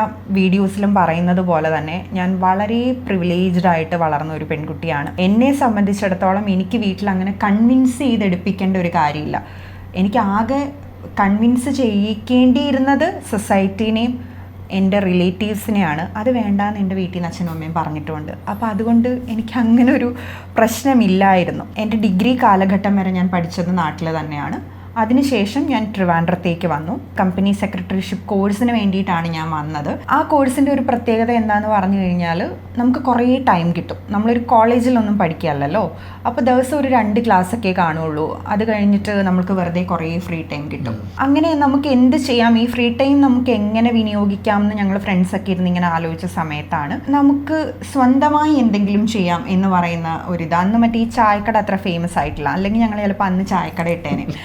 അന്ന് നമുക്ക് എന്ത് ചെയ്യാമെന്ന് ആലോചിച്ചപ്പോൾ ഞങ്ങൾക്കൊക്കെ കൃഷി ചെയ്യാൻ ഭയങ്കര ഇഷ്ടം. എന്നാൽ നമുക്ക് കൃഷി ചെയ്യാമെന്ന് പറഞ്ഞാൽ ആർക്കും ട്രിവാൻഡ്രത്ത് സ്ഥലവും ഇല്ല. അങ്ങനെ ആ പ്ലാൻ ഓൾമോസ്റ്റ് ഞങ്ങൾ ഡ്രോപ്പ് ചെയ്ത് ഞാൻ ഹോസ്റ്റലിൽ ഒരു ദിവസം ഇരുന്ന സമയത്ത് വനിതയാണോ ഗൃഹലക്ഷ്മിയാണോ ഏതാണെന്ന് ഞാൻ ഓർക്കുന്നില്ല, അതിൽ സുരേഷ് ഗോപിയുടെ ഒരു ഇൻ്റർവ്യൂ വന്നു. അതിങ്ങനെ വായിച്ചു വന്ന സമയത്ത് ലാസ്റ്റ് പുള്ളിക്ക് കൃഷി ചെയ്യണം ഭയങ്കര ആഗ്രഹമാണ്. പുള്ളിക്ക് കുറേ സ്ഥലമുണ്ട്, പക്ഷെ കൃഷി ചെയ്യാൻ പുള്ളിക്ക് തിരക്ക് കാരണം നടക്കുന്നില്ല. ഓക്കെ, ഞാനപ്പോൾ വിചാരിച്ചു നമുക്ക് ആഗ്രഹമുണ്ട്, സ്ഥലമില്ല. പക്ഷെ പുള്ളിക്ക് ആഗ്രഹവുമുണ്ട്, സ്ഥലവുമുണ്ട്. ഞാൻ എന്നിട്ട് ആ ഇൻ്റർവ്യൂ ഇങ്ങനെ വായിച്ച് അതിൻ്റെ ലാസ്റ്റിലെത്തിയപ്പോൾ ഒരു സെൻറ്റൻസ് കണ്ടു. അതിൽ പറഞ്ഞിരിക്കുന്നത്, ശാസ്തമംഗലത്തെ വീട്ടിലിരുന്നു കൊണ്ട് സുരേഷ് ഗോപി ഞങ്ങളോട് സംസാരിച്ചു എന്നാണ്. ഞാൻ നോക്കുമ്പോൾ ട്രിവാൻഡ്രത്താണ് ശാസ്തമംഗലം എന്ന് പറയുന്ന സ്ഥലം. ഞാൻ പിറ്റേ ദിവസം ആരോടും പറഞ്ഞില്ല. ഞാൻ പിറ്റേ ദിവസം രാവിലെ ഇവിടുന്ന് ഒരു ഓട്ടോ പിടിച്ച് നേരെ ശാസ്തമംഗലത്ത് സുരേഷ് ഗോപിയുടെ വീടിൻ്റെ ഫ്രണ്ടിൽ ചെന്നിറങ്ങി. അവിടെ പുറത്ത് പുള്ളിയുടെ PAയും കാര്യങ്ങളൊക്കെ ഉണ്ടായിരുന്നു. ഞാൻ അവരോട് സംസാരിച്ചു. പുള്ളിയെ കാണാൻ പറ്റുമോ എന്ന് ചോദിച്ചു. കാണാൻ പറ്റും എന്ന് പറഞ്ഞു. ഞാൻ നേരെ പുള്ളിനെ കണ്ടു. എന്നിട്ട് ഞാൻ പറഞ്ഞു, ഞാൻ ഇതുപോലെ കണ്ടിട്ട് വന്നതാ, സാറിന് സമയമില്ലല്ലോ, ഞങ്ങൾക്ക് കുറേ സമയമുണ്ട്, സ്ഥലം തന്നാൽ ഞങ്ങൾ കൃഷി ചെയ്യാമെന്ന് പറഞ്ഞു. അങ്ങനെ ഞങ്ങൾ കൃഷി ചെയ്തു. അങ്ങനെ ഞങ്ങൾ രാവിലെ ക്ലാസ് ഉണ്ട്, ക്ലാസ് കഴിഞ്ഞ് വന്നിട്ട് ഞങ്ങളൊരു 3-4 ഫ്രണ്ട്സ് ഉണ്ട്, ഞാൻ ദീപു, ജിത്തു, അങ്ങനെ ഞങ്ങൾ അവിടെ കൃഷി ചെയ്ത് ഞങ്ങൾ വിളവൊക്കെ എടുത്ത് ആ സമയത്ത് നമ്മളുടെ ഒരു ഇതെന്ന് പറഞ്ഞാൽ ഞാൻ പറഞ്ഞല്ലോ എനിക്ക് 5ാം ക്ലാസ് തൊട്ടുള്ള സേവിങ്സ് ഉണ്ട്. അപ്പം ഞാൻ വീട്ടിൽ ഇതുപോലെ പറഞ്ഞു എനിക്ക് അതിൽ നിന്ന് കുറച്ച് പൈസ വേണം, ഇതുപോലെ ഒരു കാര്യം ചെയ്യാനാന്ന് പറഞ്ഞപ്പോൾ ഓക്കെ, അതിൽ നിന്ന് തന്നെ, അതായത് ഞാൻ സേവ് ചെയ്ത് വെച്ചിരുന്ന പൈസയിൽ നിന്ന് തന്നെയുള്ള ഒരു പോർഷൻ എനിക്ക് തന്നു. അതിൽ നിന്നാണ് നമ്മൾ ഈ പറയുന്ന ചിലവും കാര്യങ്ങളും ഒക്കെ കഴിഞ്ഞു പോയത്. അങ്ങനെ ഈ ഫുള്ള് കൃഷിയൊക്കെ കഴിഞ്ഞിട്ട് നമുക്ക് ഈ പറയുന്ന വിളവെടുക്കുന്ന സമയത്ത് നമുക്ക് വരുന്ന അത് കൊണ്ട് കൊടുത്ത് സത്യമായിട്ടും അത് നഷ്ടമായിരുന്നു. കാരണം നമ്മൾ എന്തുമാത്രം ആ സ്ഥലമെല്ലാം ഞങ്ങൾ കിളച്ച് എടുത്ത് ഹെൽപ്പേഴ്സിനൊന്നും അധികം വെച്ചില്ല. പക്ഷെ നമ്മുടെ സമയവും ഒക്കെ വെച്ച് നോക്കുമ്പോൾ അത് സത്യത്തിൽ നഷ്ടമായിരുന്നെങ്കിൽ പോലും അതിൻ്റെ ലാസ്റ്റ് നമ്മൾ ആ വിളവൊക്കെ കൊടുത്തതിന് ശേഷം നമുക്ക് ഒരു എമൗണ്ട് കിട്ടുമ്പം അതിൽ നിന്ന് കിട്ടുന്ന ഒരു സന്തോഷം എന്ന് പറയുന്നത് വേറെയായിരുന്നു. അത് ഞങ്ങൾക്ക് ഭയങ്കര ഇഷ്ടപ്പെട്ടു. കാരണം ഞാൻ ഈ പറയുന്ന പോലെ പ്രോഗ്രാമിന് പോവെങ്കിലും എനിക്കിത് വേറെ തന്നെ ഒരു എക്സ്പീരിയൻസ് ആയിരുന്നു. ഇങ്ങനെ ഒരു ജോലി ചെയ്ത് നമുക്ക് സമ്പാദിക്കാൻ സാധിക്കും. അതായത് ഇവിടെ ഇപ്പോഴും ആ കൾച്ചർ അധികം വന്നിട്ടില്ല, പാർട്ട് ടൈം ജോബ് എന്ന് പറയുന്നത്. അപ്പോൾ എനിക്ക് തോന്നി എന്തുകൊണ്ട് നമുക്ക് പാർട്ട് ടൈം ജോബ്സ് നോക്കിക്കൂടാ, ഇതേപോലെയുള്ള നമുക്ക് ചെയ്യാൻ ഇഷ്ടമുള്ള പാർട്ട് ടൈം ജോബ്സ് എന്തുകൊണ്ട് നോക്കിക്കൂടാന്ന് തോന്നി. അങ്ങനെ ഞങ്ങൾ സാറിൻ്റെ അടുത്ത് തന്നെ ഞങ്ങൾ സംസാരിച്ചു, ഇതുപോലെ എന്തെങ്കിലുമൊക്കെ വരുന്ന സമയത്ത് നമ്മളുടെ അടുത്ത് പറയണം, നമുക്ക് ചെയ്യാൻ ഇഷ്ടമാണെന്ന് പറഞ്ഞു. അങ്ങനെ പുള്ളിയാണ് എന്നെ ഒരു ദിവസം ഒരു മീറ്റിങ്ങിന് വിളിച്ചു. അന്ന് ശുചിത്വ മിഷൻ വോളണ്ടിയേഴ്സിനെ നോക്കുന്നുണ്ടായിരുന്നു. അങ്ങനെ അതിൻ്റെ കുറച്ച് പ്രോഗ്രാംസിനൊക്കെ പോയി. ഡോക്ടർ വാസുകി IAS മേഡമായിരുന്നു അതിൻ്റെ ഇൻചാർജ് അന്ന്. അതിനുശേഷം മാം തന്നെയാണ് എന്നെ നാഷണൽ ഗെയിംസിലേക്ക് ഒരു അസിസ്റ്റൻറ്റ് പ്രോഗ്രാം ഓഫീസറായിട്ട് വിളിക്കുന്നത്. അതിനുശേഷം ഞാൻ നാഷണൽ ഗെയിംസിൽ ജോയിൻ ചെയ്തതിന് ശേഷമാണ് എനിക്ക് ഈ മന്ത്ലി സാലറി എന്ന് പറയുന്ന ഒരു സാധനം കയ്യിൽ കിട്ടാൻ തുടങ്ങുന്നത്. എനിക്ക് അന്ന് 21-22 വയസ്സാണ്. അതായത് എൻ്റെ കൂടെ പഠിച്ച എല്ലാ വ്യക്തികളും പഠിച്ചുകൊണ്ടിരിക്കുകയാണ്. ആ സമയത്ത് അന്ന് ഒരു 22 വയസ്സുള്ള പെൺകുട്ടിക്ക് കിട്ടാവുന്നതിലും വെച്ച് ഏറ്റവും നല്ല ഒരു ഓപ്പർച്യൂണിറ്റി ആയിരുന്നു.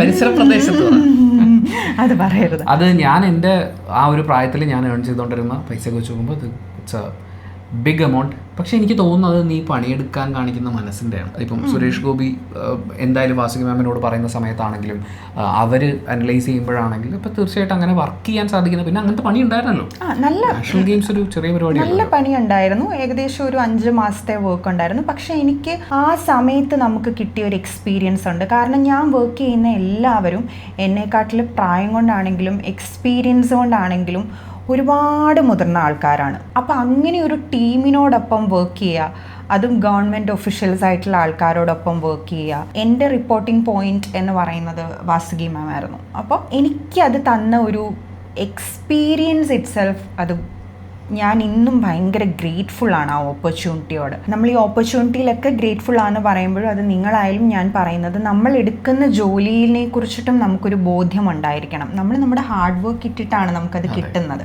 എനിക്ക് ഞാൻ ചെയ്യുന്ന ജോലിയെക്കുറിച്ച് എനിക്ക് ബോധ്യമുണ്ട്. പക്ഷെ ആ ഒരു പ്രായത്തിൽ നിന്നുകൊണ്ട് എനിക്ക് കിട്ടാവുന്ന ഏറ്റവും വലിയൊരു എക്സ്പീരിയൻസ് ആയിരുന്നു അത്. സാലറിയും അതെ. അതിനുശേഷമാണ് ഈ പറയുന്ന തരത്തിൽ ഗവൺമെൻറ് പ്രൊജക്ട്സ് എടുത്ത് ചെയ്യാൻ തുടങ്ങിയതും പിന്നീട് ഞങ്ങൾ സ്വന്തമായിട്ടൊരു കമ്പനി ക്രിയേറ്റ് ചെയ്തതും ഒക്കെ അവിടെ നിന്നിട്ടാണ്. അതായത് എന്നെ സംബന്ധിച്ചിടത്തോളം എനിക്ക് സാലറി കിട്ടി ഞാൻ വർക്ക് ചെയ്തിട്ടുണ്ട്, എൻ്റെ തന്നെ എമൗണ്ട് ഇൻവെസ്റ്റ് ചെയ്ത് ഞാൻ കമ്പനി സ്റ്റാർട്ട് ചെയ്തിട്ടുണ്ട്.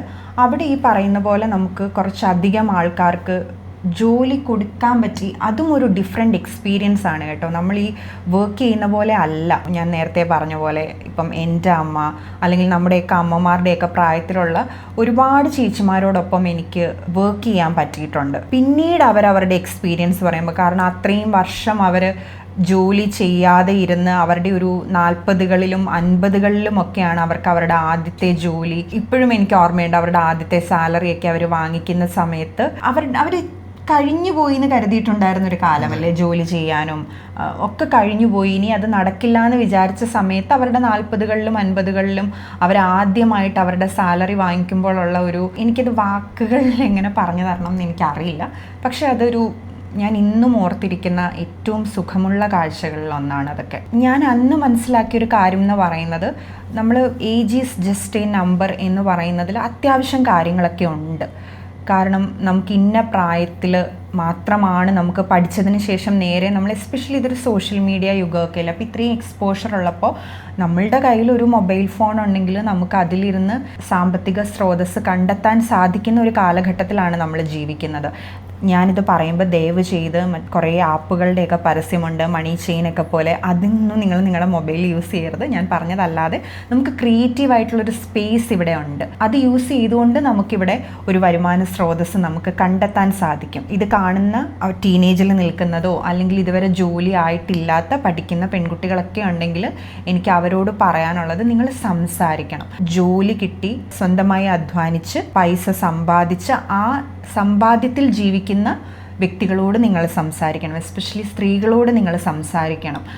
അവർക്കത് നിങ്ങൾക്ക് പറഞ്ഞു തരാൻ പറ്റും. അവരനുഭവിക്കുന്ന ഒരു സാമ്പത്തിക സ്വാതന്ത്ര്യം, സുരക്ഷിതത്വം ഒക്കെ അവർക്ക് അവരുടെ എക്സ്പീരിയൻസിൽ നിന്നുകൊണ്ട് നിങ്ങൾക്ക് പറഞ്ഞു തരാൻ പറ്റും. ജോലിക്ക് പോകണോ വേണ്ടായോ എന്നൊക്കെ ഉള്ളത് ഓരോ മനുഷ്യരുടെ ചോയ്സാണ്. പക്ഷേ നമുക്കൊരാവശ്യം വരുന്ന സമയത്ത് നമ്മളുടെ കയ്യിൽ നമുക്കായി എടുക്കാൻ, അങ്ങനെ ചെലവഴിക്കാൻ അല്ലെങ്കിൽ നീക്കി വെക്കാൻ ഒരു സമ്പാദ്യം എന്ന് പറയുന്നത് അത് വളരെ ഇമ്പോർട്ടൻ്റ് ആയിട്ടുള്ളൊരു കാര്യമാണ്. ഈ കാലഘട്ടത്തിൽ സ്ത്രീകൾ ജോലിക്ക് പോകുന്നുണ്ട്, സ്വന്തമായി ഏൺ ചെയ്യുന്നുണ്ട് എന്നൊക്കെ പറയുന്നത് വലിയൊരു പ്രതീക്ഷയാണ്. നമുക്കത് കാണുമ്പോൾ ഭയങ്കര സന്തോഷവുമാണ്. പക്ഷേ ഞാൻ നേരത്തെ പറഞ്ഞതുപോലെ നമ്മൾ എത്ര പേർ ബുദ്ധിപൂർവം നമ്മുടെ സാമ്പത്തികം കൈകാര്യം ചെയ്യുന്നുണ്ട് ആൻഡ് അതൊരു സേവിങ്സിലേക്ക് മാറ്റി വെക്കുന്നുണ്ട് എന്ന് ചോദിച്ചു കഴിഞ്ഞാൽ എനിക്കിപ്പോഴും അതിൽ കുറച്ച് സംശയങ്ങളുണ്ട്. എനിക്കറിയാവുന്ന എല്ലാവരോടും ഞാൻ പറയുന്നതാണ്, നമുക്കൊരു സേവിങ്സ് വരുമ്പോൾ അതിൻ്റെ ഒരു ഇമ്പോർട്ടൻസ് എന്ന് പറയുന്നത് അത് വളരെ വലുതാണ്. ഞാൻ ആദ്യമായിട്ട് എൻ്റെ അച്ഛൻ്റെ അടുത്ത് നിന്നാണ് ഈ സേവിങ്സ് എന്ന് പറയുന്ന ഒരു വാക്ക് കാണുന്നത്. എൻ്റെ അച്ഛൻ ഒരു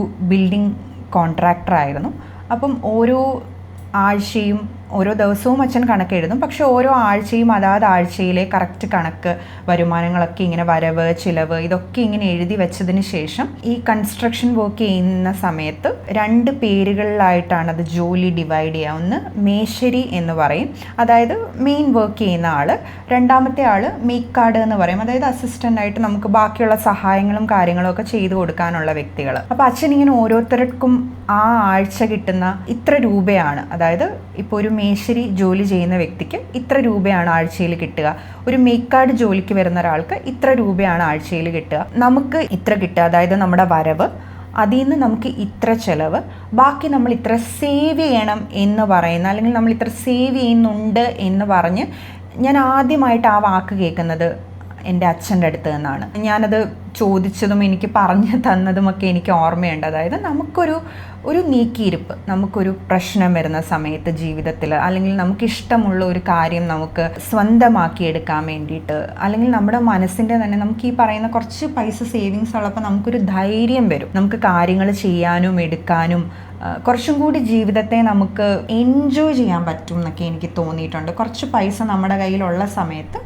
നമുക്കിഷ്ടമുള്ള ഒരു കുഞ്ഞു സാധനം വാങ്ങിക്കാനാണെങ്കിൽ പോലും അത് നമുക്ക് തരുന്ന ഒരു സന്തോഷം വളരെ വലുതാണെന്ന് എനിക്ക് തോന്നിയിട്ടുണ്ട്. ഞാൻ ഈ എക്സാമ്പിൾ പറഞ്ഞ എന്തിനാന്ന് പറഞ്ഞാൽ ഇതിൽ 3 പേർക്കും ലഭിക്കുന്നത് 3 എമൗണ്ട് ആയിരിക്കും. ഈ 3 എമൗണ്ടിൽ നിന്നും ഓരോ വീട്ടിലെയും ചിലവ് നടക്കും. അവരൊക്കെയും ഇന്നിപ്പം ഞാൻ നോക്കുന്ന സമയത്ത് അവരൊക്കെയും നല്ല രീതിയിൽ ജീവിക്കുന്ന വ്യക്തികളാണ്. അത് എത്ര രൂപ നമുക്ക് കിട്ടി എന്നുള്ളതല്ല, ആ കിട്ടിയ രൂപ നമ്മൾ എങ്ങനെ വിനിയോഗിച്ചു എന്നുള്ളതിലാണ്. നമുക്ക് വേണമെങ്കിൽ നമുക്ക് ലഭിക്കുന്ന പൂർണ്ണമായിട്ടുള്ള എമൗണ്ടും നമുക്ക് ചിലവഴിച്ച് തീർക്കാം.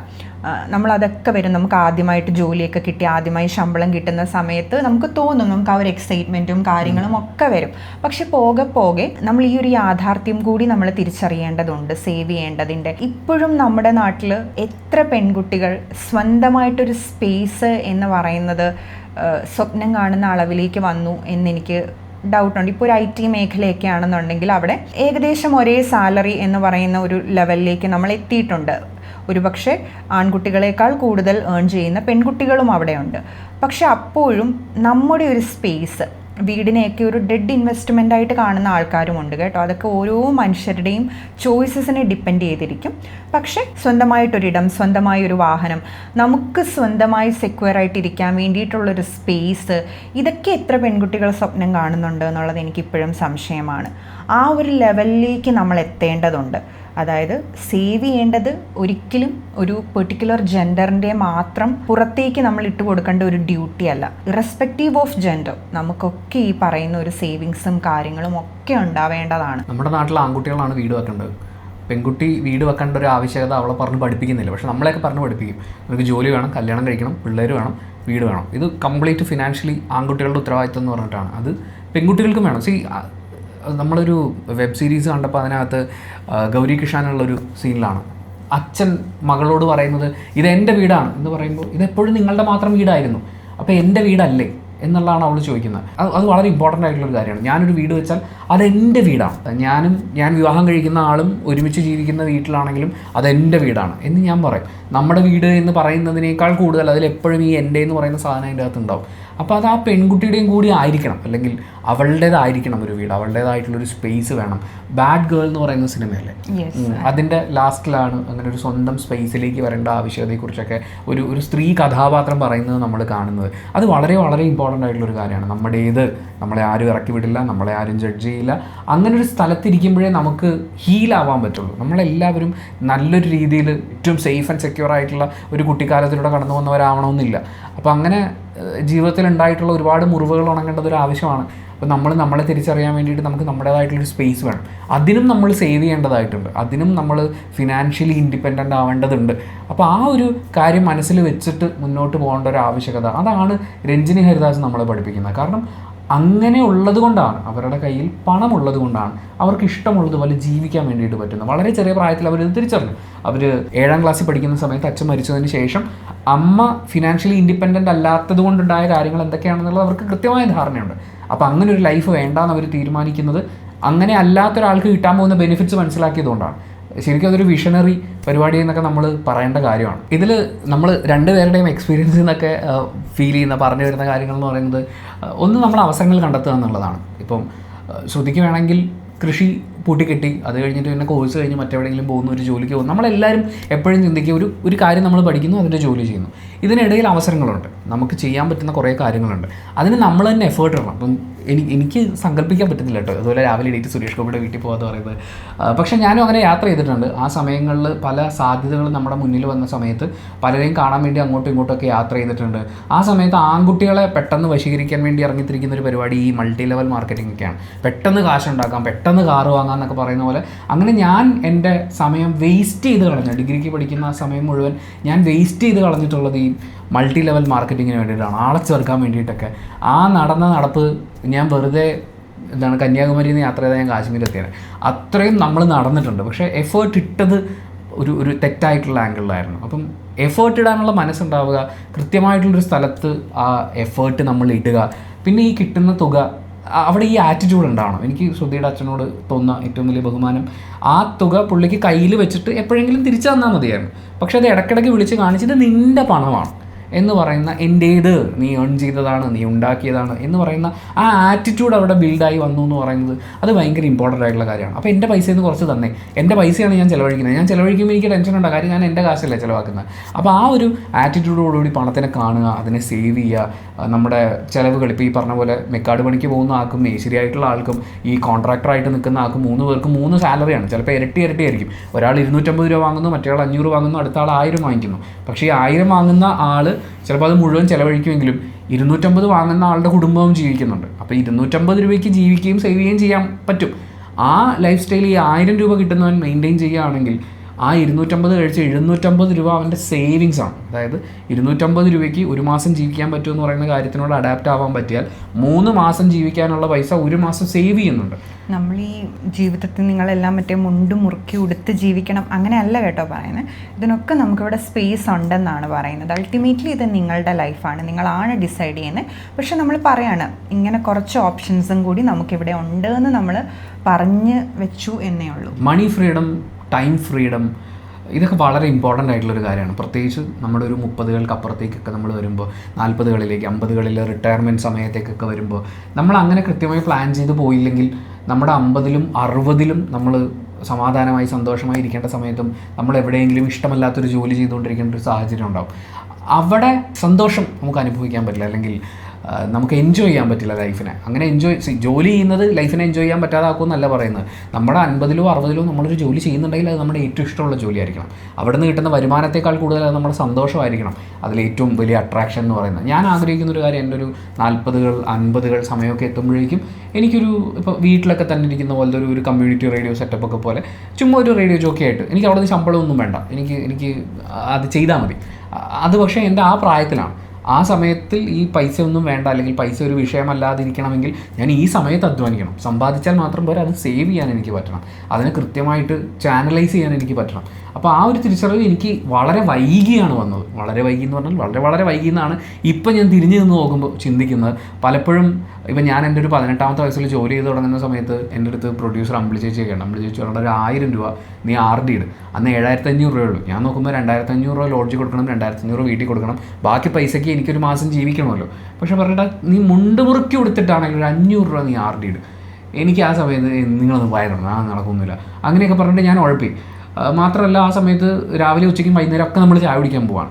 ഈ ചായ കുടി 2 എണ്ണം കുറച്ചാൽ തന്നെ പറയുന്ന പോലെ 500 രൂപ എനിക്ക് മാസം മാറ്റി വെക്കാൻ പറ്റുമായിരുന്നു. പക്ഷേ ആ സമയത്ത് അങ്ങനെ ഒന്നും ആലോചിച്ചില്ല.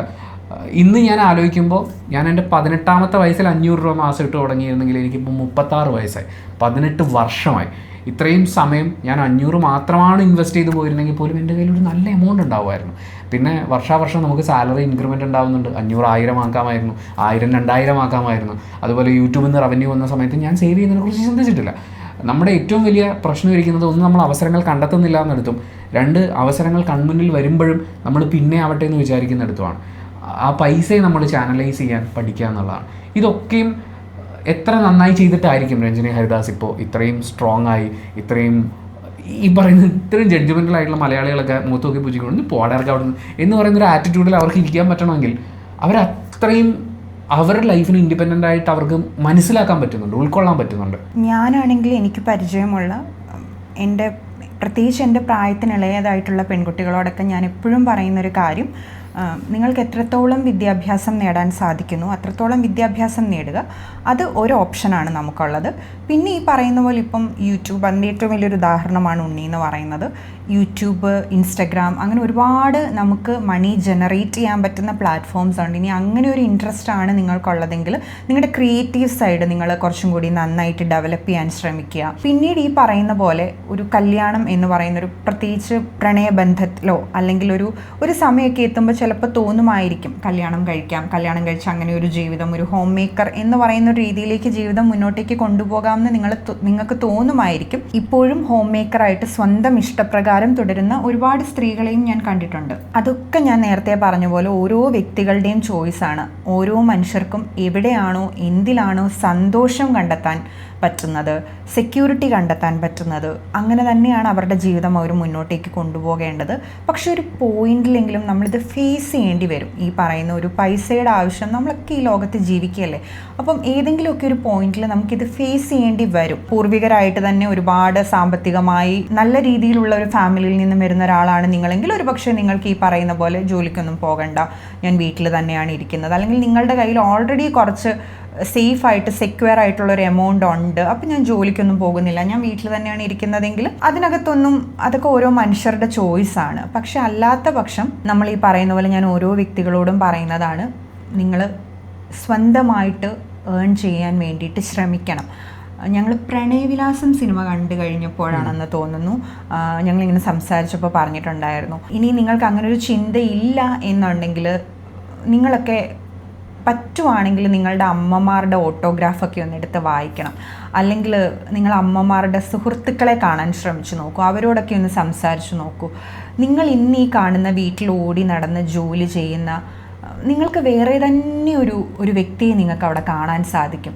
ഒരു പക്ഷേ ഒരുപാട് നന്നായി അക്കാഡമിക്കലി നന്നായി പഠിച്ചിട്ടുള്ള, എക്സ്ട്രാ കരിക്കുലർ ആക്ടിവിറ്റീസിൽ പങ്കെടുത്തിട്ടുള്ള, ഓടിച്ചാടി നടന്ന് സ്പോർട്സോ ആർട്സോ അല്ലെങ്കിൽ ഒരു ടീമിനെ മുന്നോട്ടേക്കൊക്കെ നയിച്ച, അങ്ങനെയൊക്കെ നമ്മുടെ അമ്മമാരെയൊക്കെ നമുക്ക് അവിടെ കാണാൻ സാധിക്കും. പക്ഷെ അവരൊക്കെ ഞാൻ ഈ പറഞ്ഞ നമുക്കെപ്പോഴും പഴിക്കാൻ ഒരു കാരണം വേണം എന്നുള്ളത് കൊണ്ടാണ് നമ്മൾ ഈ സാഹചര്യത്തെ പഴിക്കുന്നത്. ആ സാഹചര്യം കാരണം പല ആൾക്കാർക്കും നമ്മുടെ നാട്ടിൽ കഴിവില്ലാഞ്ഞിട്ടല്ല, അവർക്ക് ആ റൈറ്റ് ടൈമിൽ ആ ഓപ്പർച്യൂണിറ്റി കണ്ടെത്താൻ പറ്റാഞ്ഞത് കൊണ്ടോ ആ ഓപ്പർച്യൂണിറ്റി വിനിയോഗിക്കാൻ കഴിയാതെ പോയത് കൊണ്ടോ ഒക്കെ ആയി പോയിട്ടുള്ള ആൾക്കാരാണ്. എല്ലാ മനുഷ്യർക്കും അവർക്ക് അവരുടേതായ ടാലൻ്റ് ഉള്ള ഇൻട്രസ്റ്റ് ഉള്ള ആൾക്കാരാണ്. നമ്മൾ ഒരിക്കലും അങ്ങനെ ആയി പോകാതെ ഇരിക്കാൻ വേണ്ടിയിട്ടെങ്കിലും നമ്മൾ ട്രൈ ചെയ്യണം എന്നുള്ളത് ഞാൻ എപ്പോഴും പറയും. ഞാൻ ഈ ജോലി ഇല്ലാതിരുന്നതിൻ്റെ ബുദ്ധിമുട്ട് എൻ്റെ ജീവിതത്തിൽ അനുഭവിച്ചിട്ടുള്ളത് ഏകദേശം ഒരു 1.5 വർഷമാണ്. കാനഡയിലേക്ക് പോകാൻ വേണ്ടിയിട്ട് റെഡിയായിട്ട് എൻ്റെ എല്ലാ പേപ്പർ വർക്കും കാര്യങ്ങളും എല്ലാം റെഡിയായിരുന്ന സമയത്ത് ഞാൻ ഇവിടെ ഉണ്ടായിരുന്ന ജോലി റിസൈൻ ചെയ്തു. കറക്റ്റ് ആ ടൈമിലാണ് കോവിഡ് വരുന്നത്. ഞാൻ ഇപ്പം നെക്സ്റ്റ് വീക്കാണ് ഞാൻ കാനഡയിൽ പോകാനിരുന്നതെങ്കിൽ ആ ടൈമിൽ കോവിഡ് വന്നു.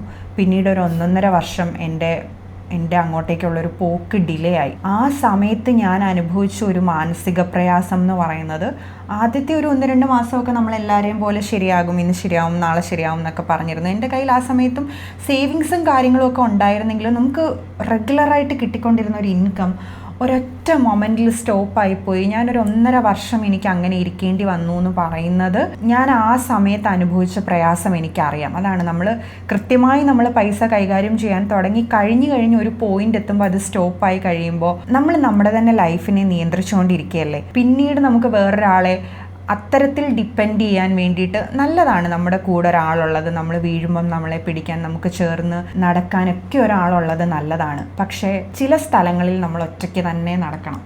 അതാണ് അതിൻ്റെ ഒരു ബ്യൂട്ടി. കുഞ്ഞു കാര്യങ്ങൾക്ക് മതി. ഞാൻ ഈ പറയുന്ന ചിലപ്പോൾ നമ്മുടെ നാട്ടിലെ ഒരു സ്റ്റാർട്ടിങ് സാലറിയൊക്കെ വെച്ച് ചിലപ്പോൾ നിങ്ങൾക്കൊരു 10,000 രൂപ അല്ലെ അതിലും താഴെ ആയിക്കോട്ടെ. ഞാൻ പെൺകുട്ടികളോട് പറയുന്നത്, അതുകൊണ്ട് നിങ്ങൾക്ക് ഇഷ്ടമുള്ളൊരു ഡ്രസ്സ് വാങ്ങിക്കൂ, അല്ലെങ്കിൽ നിങ്ങൾക്ക് ഇഷ്ടമുള്ള ഒരു തൊട്ടടുത്ത ഒരു സ്ഥലത്തേക്കാണെങ്കിലും നിങ്ങളൊന്ന് യാത്ര പോയിട്ട് വരൂ, നിങ്ങൾക്ക് ഇഷ്ടമുള്ള ഫുഡ് വാങ്ങിക്കഴിക്കൂ, അല്ലെങ്കിൽ നിങ്ങൾക്ക് ഏറ്റവും ഇഷ്ടമുള്ള ആൾക്ക് നിങ്ങൾ എന്തെങ്കിലും ഒരു സാധനം വാങ്ങിക്കൊടുക്കൂ.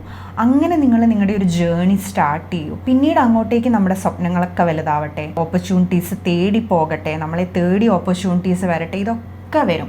പക്ഷെ അതൊന്ന് നമ്മൾ സ്റ്റാർട്ട് ചെയ്ത് വെക്കേണ്ടത് വളരെ ഇമ്പോർട്ടൻ്റ് ആണ്. അതിന് നമ്മളായിട്ട് തന്നെ മുന്നിട്ടിറങ്ങണം. നമ്മൾ നന്നായിട്ട് പൈസ വിനിയോഗിക്കാൻ പഠിക്കണം, സേവ് ചെയ്യാൻ നമ്മൾ പഠിക്കണം. നമുക്ക് പറ്റാത്തപ്പോൾ നമുക്ക് ആൾക്കാരെ ഡിപ്പെൻഡ് ചെയ്യാം, പക്ഷെ എപ്പോഴും പറ്റാത്തൊരവസ്ഥയിൽ ഇരിക്കേണ്ടി വരുന്നത് ബുദ്ധിമുട്ടല്ലേ. സാമ്പത്തിക സ്വാതന്ത്ര്യം അനുഭവിക്കുന്നൊരു വ്യക്തിയാണ് നിങ്ങളെങ്കിൽ ബാക്കിയുള്ളവരോടും നിങ്ങൾ പറഞ്ഞു കൊടുക്കും. അത് കാരണം നിങ്ങളുടെ ജീവിതത്തിൽ വന്ന സന്തോഷങ്ങളെക്കുറിച്ച്, നിങ്ങൾ അനുഭവിക്കുന്ന സമാധാനത്തെക്കുറിച്ച് ഒക്കെ പറഞ്ഞ് മനസ്സിലാക്കൂ. ഈ പറയുന്ന ഒരു സന്തോഷം, സമാധാനം ഒക്കെ എല്ലാ മനുഷ്യരുടെ ജീവിതത്തിലും ഉണ്ടാവട്ടെ. Same to you boys, same to you all the എല്ലാവരോടും റെസ്പെക്റ്റീവ് ഓഫ് ജെൻഡർ. എല്ലാവരോടും നമ്മുടെ financial journey and the learning curve അത് ഭയങ്കര ഇമ്പോർട്ടൻ്റ് ആണ്. നിങ്ങൾ 10,000 ഉണ്ടാക്കിയാലും 1,00,000 ഉണ്ടാക്കിയാലും പണത്തിനെ എങ്ങനെ വിനിയോഗിക്കണം എന്നുള്ള ആ ലേണിംഗ് കർവ്, അതിന് ഒരുപാട് ടൂൾസ് അവൈലബിൾ ആണ്, ഒരുപാട് സോഴ്സസ് ഉണ്ട്. അതിലൂടെയൊക്കെ പണത്തിനെ എങ്ങനെ വിനിയോഗിക്കാം എന്ന് പഠിക്കും.